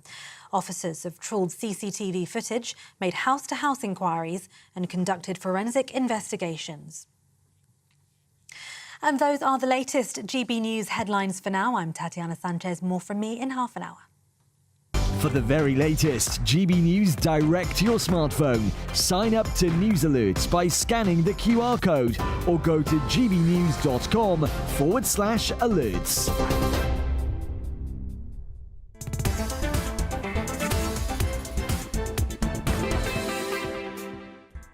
Right, so coming up in clickbait, what on earth is happening here? There's a car on the motorway, it's a 4-lane motorway, and then it comes to a stop on the 3rd lane. But what do you think happens next? Stay tuned to find out. Next, though, it's time for the Great British Debate this hour, and I'm asking, is it time to nationalise water?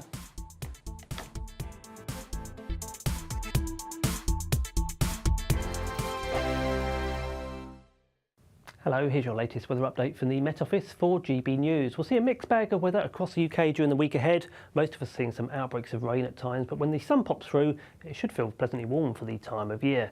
We've seen a ridge of high pressure moving in from the west, giving plenty of fine weather across many areas today, but notice low pressure gathering out there towards the west of Ireland, and that'll start to push outbreaks of rain in across Northern Ireland, eventually reaching parts of southern Scotland and the north of England into the early hours of Monday. Some of that rain turning quite heavy in nature by Monday morning itself. Whereas towards the north, we'll see some clear spells.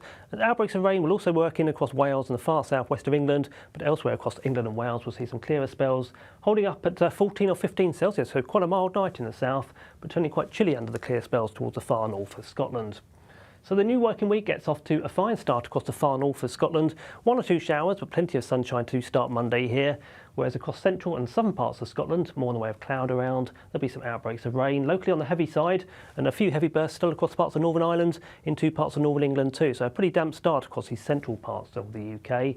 Further south, outbreaks of rain moving in across Wales into some western parts of England, whereas across central, eastern and southeastern England, Monday gets off to a fine start, there'll be some sunshine around, and temperatures not doing too badly at this stage either. As for the rest of Monday, well, it's the central slice of the UK, Northern Ireland, southern Scotland and the north of England, which will generally see the worst of the conditions, outbreaks of rain giving way to sunshine and a scattering of showers. Some of those showers could well turn quite heavy, even thundery into the afternoon. Across England and Wales, outbreaks of rain clear away towards the east, giving way to a much brighter afternoon, and some brightness towards the far north of Scotland too. In the sunshine in the southeast, we'll see highs of 24 or 25 Celsius. Into the evening on Monday, further outbreaks of rain will push in across Northern Ireland. We'll hold on to some showers across parts of Scotland, the north of England, across parts of Wales and the southwest of England too. Elsewhere, a fine end to the day. Fine for many around the middle part of the coming week, but by Thursday we'll see further outbreaks of rain moving in from the west, and quite warm when the sunshine comes through. I'm Christopher Hope. From pop stars to politicians, I'll interview anybody in a pub who's got a political opinion. Join me every Friday on Spotify, Apple Podcasts, YouTube or gbnews.com, or wherever you get your podcasts. This is GB News, the People's Channel.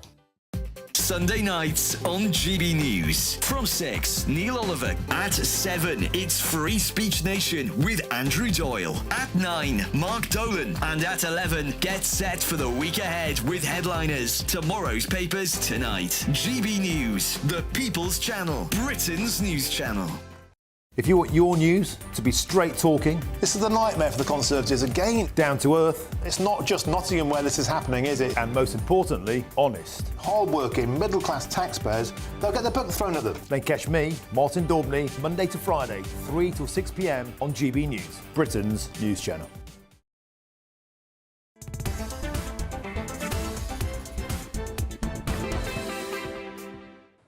37 minutes after 5 o'clock. This is GB News. We're live on TV, online and on digital radio. It's time for the Great British Debate this hour. I'm asking, is it time to nationalise water? Environment Secretary Steve Reed has said that every single river in the country is contaminated, and that he's not surprised people are worried about swimming in the sea, lakes, rivers and so on and so forth after scandal with sewage spillages and rising water bills despite high salaries for bosses. So for the Great British Debate this hour, I'm asking, is it time to just nationalise it? Well, joining me now, my panel, broadcaster and author Christine Hamilton, and also journalist and broadcaster Danny Kelly. Right, Christine, what do you think? Well, the problem is not the privatisation, it's the regulation which has failed, and the water companies have not been regulated properly, and they've been allowed to get away with murder.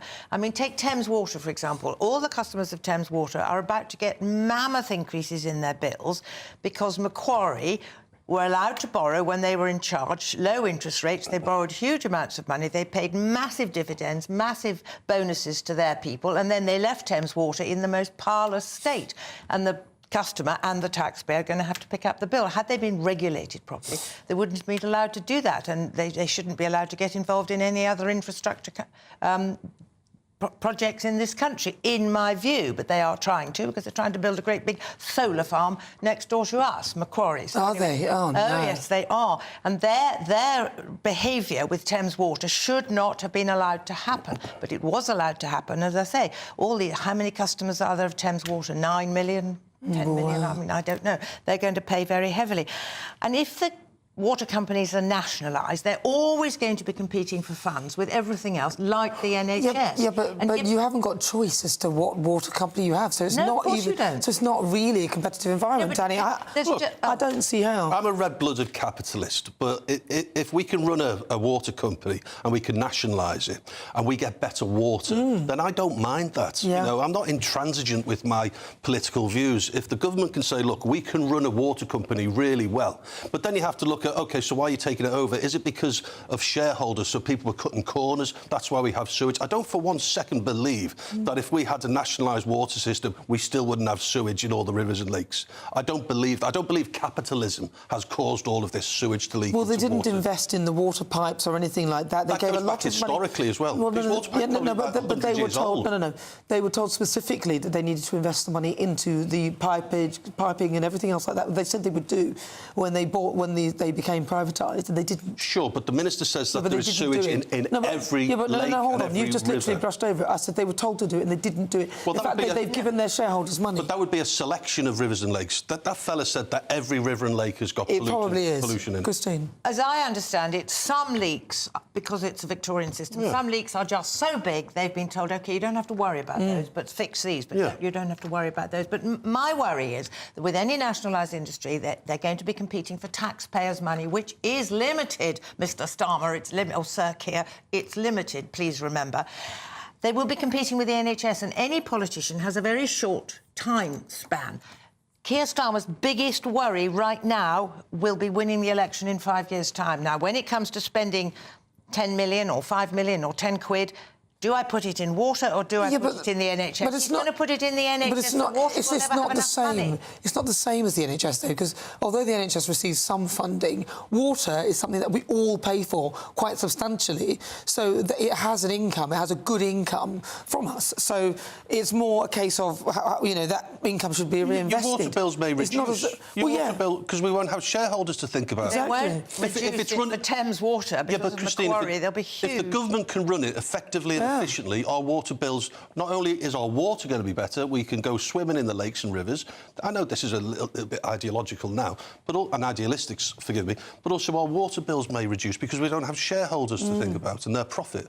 And so these guys will be on 250, 300 grand a year. In fact, I think the water boss companies are close to £1 million a year. Yeah, I think he gave himself a £180,000 tax pay rise. Yes, they're on like 7 figures, some of these they're people. on 7 figures, on a lot. Ofwat needs to get its house in order. That's the truth. Ofwat hasn't been regulating the water companies properly. And I just do not believe that politicians are going to be better at running a water company than a privatised company. Well, but they're a revolving door of coming in from Ofwat and then going to head up water companies. That has to be stopped. Well, yes, but I say it's the regulation that's wrong. It needs to be much, much tighter so that these water companies cannot get away with ripping off the customer. But they are the regulators are the ones who are regulating it, and they're the ones that are going from water companies to becoming regulators. This hot bedding business should be stopped. Yeah, well, I'm not sure that it's as easy as that. You can say that you can never work for, you can do this, but you can't do that. I don't know know whether you can actually regulate that. Don't forget, in '97, Blair went big with the private sector, with the NHS as well, privatising all the healthcare, because he believed at the time that the private sector could run the healthcare better than a politician. So this goes back even to the Labour government, '97. Well, let's see what the viewers think, because the show's nothing without them. Let's welcome our great British voices, their opportunity to be on the show and tell us what they think about the topics we're discussing. I've got three of you. Let's start with Lee Webb. He's there in Bedfordshire. Is it time to nationalise the water, Lee? Absolutely. I've got no choice who provides my water. It's a monopoly, and I think when you've got a monopoly, I think that is in the best hands of the state, but we need to make somebody accountable into how effectively it's run. And that's the problem with a lot of state industries, they're not run effectively. So we've got to make sure that it is run effectively, and then it makes a profit so we can actually put it back into investment. Exactly. OK, Mark Sheridan, what do you think? Yeah, massively, but like we've seen with the privatisation, and we see companies, the gas, electricity, if we give it solely to politicians, we've got to have it nationalised. The regulation needs to be tight. When we talk about sewage, we're talking about people's lives that, when some of my friends that go windsurfing or kayaking at the weekend and they say to me, oh, yeah, we're going to Lake Windermere or these areas, and I say, there's a sewage plant, or way back in February, there was an illegal spillage into areas where lots of people are going to go swimming. And you could end up with hepatitis A, you could end up with salmonella. These are things that you don't want to be having. Yeah, diarrhea, vomiting. So it's got to be regulated. It has to be. But should it be going back to the state ownership, or you want it privatised? Should it? Yeah, but should it be nationalised? Yes or no? What do you think? Yeah. Yes, nationalised. All right, let's go to you, Brian in Hull. Well, Dan Bryan, even. Dan Bryan. I'm a bit like Danny, I agree with him. I am a red-blooded capitalist, really, at heart. However, if my government was capable of doing things like the water infrastructure, energy, the rails and the roads, and that's all they concentrated on, everything else could be left up to us. They could do it really well instead of trying to micromanage and interfere with our lives and everything. If they just concentrated on things like, say, the water supply, it could be run really efficiently, and they could use experts from the industry. They don't have to make it private. It could still be centralised and done from a central office. But yes, the regulation needs to be a lot tighter. But unfortunately, the regulators are regulating themselves, aren't they? They seem to be in the pockets of the government. Well, in the water companies, because they're going from regulator to water company, it's a revolving door. Thank you so much for your thoughts. Lee Webb in Bedfordshire, Mark Sheridan in Chester, and also Dan Bryan in Hull. Really good to get your thoughts. Those are my great British voices. Next up, Supplement Sunday, when my panel and I discuss some of the news stories that caught their eye. Do not go anywhere. Join me, Neil Oliver, every Sunday night at 6 p.m. on GB News. And if an hour is not nearly enough for you, go to gbnews.com for special extended episodes online every Friday at 9 p.m, where we can truly get into the nitty-gritty of what's going on. GB News, Britain's news channel. Patrick Christie's Tonight, weekdays from 9 p.m. Should Prince Harry have accepted an award named after a US war hero at a glitzy ceremony last night? People begged him not to, but he did it anyway. It's time for tonight's head-to-head. Well, Prince Harry paid tribute to the eternal bond between mother and son as he appeared alongside his wife, Meghan Markle, at the glitzy ESPY Awards, dubbed the Sporting Oscars last night. The Duke accepted the Pat Tillman Award, named after a US war hero, for his Invictus Games work. But Harry's decision to accept the award was shrouded in controversy after more than 76,000 people signed a petition demanding he reverse his decision. Well, speaking last night, Harry paid tribute to Pat Tillman's mother, Mary. But that comes after Mary Tillman slammed his decision to give Prince Harry the gong, saying, "I am shocked as to why they would select such a controversial and divisive individual to receive the award. There are recipients that are far more fitting. These individuals do not have the money, resources, connections or privilege that Prince Harry has." So tonight I'm asking, should Harry have actually accepted the award? Let me know your thoughts. Go to gbnews.com/your-say. Tweet me at GBNews and make sure you take part in our poll. But going head-to-head on this now, a former royal butler, Grant Harold, and the journalist and broadcaster, Lowry Turner. Thank you very much. Great to have you both on the show. Lowry, I will start with you. I mean, The mother didn't want Harry to have it, but he did it anyway. What do you think? I just think it's incredibly tone deaf. He seems to have an amazing ability to not read the room. It wasn't like this was a surprise because the opposition to him getting this award had been growing. So he had the chance to say, actually, I hear what you're saying. I'm not going to accept the award. But he didn't. GB News, the People's Channel.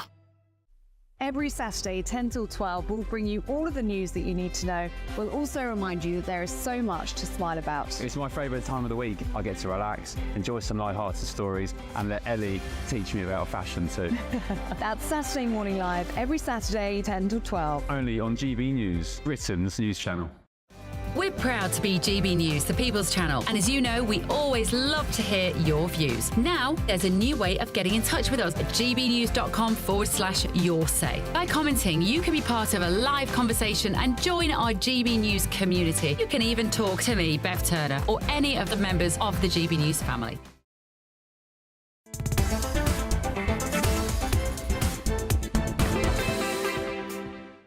Good afternoon. If you just tuned in, where have you been? It's the last 5 minutes of the show. I'm Nana Akua. This is GB News. We are Britain's news channel, and it's time now for clickbait. Now, check out this driver causing chaos on a motorway. So the driver is driving. You suddenly see there's about a 4-lane motorway. In the middle of the 3rd lane, one driver stops, and then there's a queue of cars behind him. He puts on his indicator, and then he slowly crawls across the carriageway to get off. Missed the turning. On the slip road. How no one ploughed into him. By the way, you're assuming it was a bloke. That's a bit sexist from you. It probably wasn't. He. No, it probably wasn't. Of course it was a man, such a poorly driving. I would have said that was a woman. Don't be silly. But I'm guilty of sexism. You are.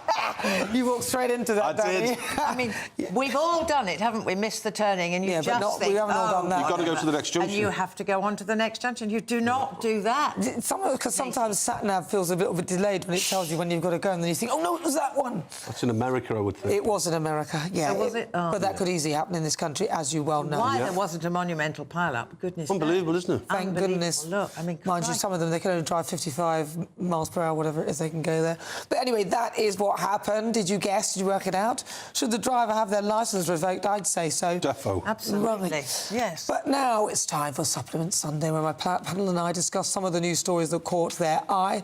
Joining me now, Danny Kelly and Christine Hamilton. Danny Kelly, what you got? Well, Christine's been on this show, the very first one. I'm a celebrity, get me out of here. And ITV has banned politicians from taking part in future series. Really? Yeah, and they say it's too divisive, etc. Because of Nigel. I think Nigel Farage was really open about his motivation for going in, and it was to appeal to a younger audience. Now, if you think about the TikTok generation and how well Reform have done, ITV, the DEI people at ITV may be kicking themselves, thinking not only have we paid them a report of £1.5 million for 3 weeks, but also we've helped generate a future generation of Reform voters. So that's it now. No more politicians. That's a conspiracy theory. I think it backfired on them because they thought, well, everyone will hate him. Yeah, absolutely. Everyone loved him. Well, not everyone. Well, but it turns out that Nigel Farage is a gentleman and charming at that. Christine? No, I think ITV must be absolutely appalled at what they've done. They catapulted in... Created this monster. I know. Mine is a rather more boring, I'm afraid, but it's yet another... it's all about alternative energy, which everybody's into, etc., in the right place. You can now cook with grass cuttings. What? Grass cuttings from roadside verges are going to be poured into an enormous anaerobic digester, and it turns into gas, and this is going to be pumped into people's homes. And this isn't science fiction. This is happening in August, that's next month, in Bridgewater in Somerset. It's becoming the first place to use this green fuel generated at a recycling plant. So they mix up the grass on the side of the verges. Instead of leaving it to rot, which is not good for biodiversity, apparently, they leave it to grow taller than it would otherwise grow, and then it goes into this great big vat, churns it all around, and out comes gas. I think that's quite a good idea. Well, I think it's a very good idea because it's using a waste product that would otherwise clippings of grass. I think it's great. It's That's what we all want, there though. in the Sunday Times, page whatever. There's a huge... If you're interested in the science, there it is. That's really fascinating. Right, well, my supplement Sunday is because somebody sent me a message about in January and I didn't see it on my Facebook. But then I had to show you this picture. Alison Fitzpatrick, it's her mum who watches the show. So we have a picture of Alison Fitzpatrick's mum. I've got a picture there. There she is. Oh. Yeah, look, there she is. She's 96 years old. Wow. And she watches the show. So I just had to literally show you that picture. Oh. Lovely lady, lovely picture. Oh, thank you very much, Alison, for sending me that. And a lady in Costco in Coventry who's your biggest fan. She said hello to me on Thursday. Oh, thank you. Thank you to the lady in Costco as well. In Coventry. Coventry.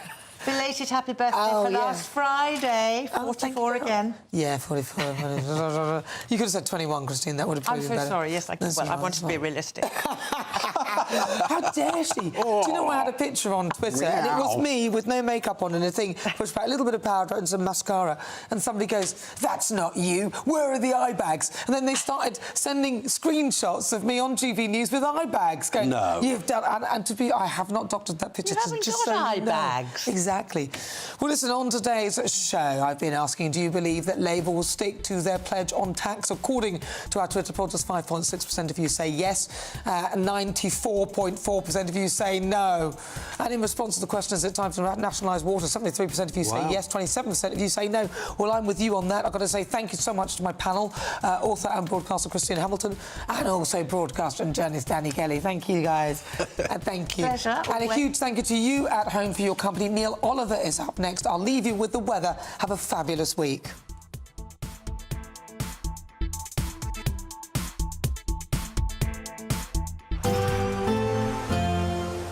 Looks like things are heating up. Boxed boilers, sponsors of weather on GB News. Hello, here's your latest weather update from the Met Office for GB News. We'll see a mixed bag of weather across the UK during the week ahead. Most of us seeing some outbreaks of rain at times, but when the sun pops through, it should feel pleasantly warm for the time of year. We've seen a ridge of high pressure moving in from the west, giving plenty of fine weather across many areas today, but notice low pressure gathering out there towards the west of Ireland, and that'll start to push outbreaks of rain in across Northern Ireland, eventually reaching parts of southern Scotland and the north of England into the early hours of Monday. Some of that rain turning quite heavy in nature by Monday morning itself. Whereas towards the north, we'll see some clear spells, and outbreaks of rain will also work in across Wales and the far southwest of England, but elsewhere across England and Wales we'll see some clearer spells, holding up at 14 or 15 Celsius, so quite a mild night in the south, but turning quite chilly under the clear spells towards the far north of Scotland. So the new working week gets off to a fine start across the far north of Scotland. 1 or 2 showers, but plenty of sunshine to start Monday here, whereas across central and southern parts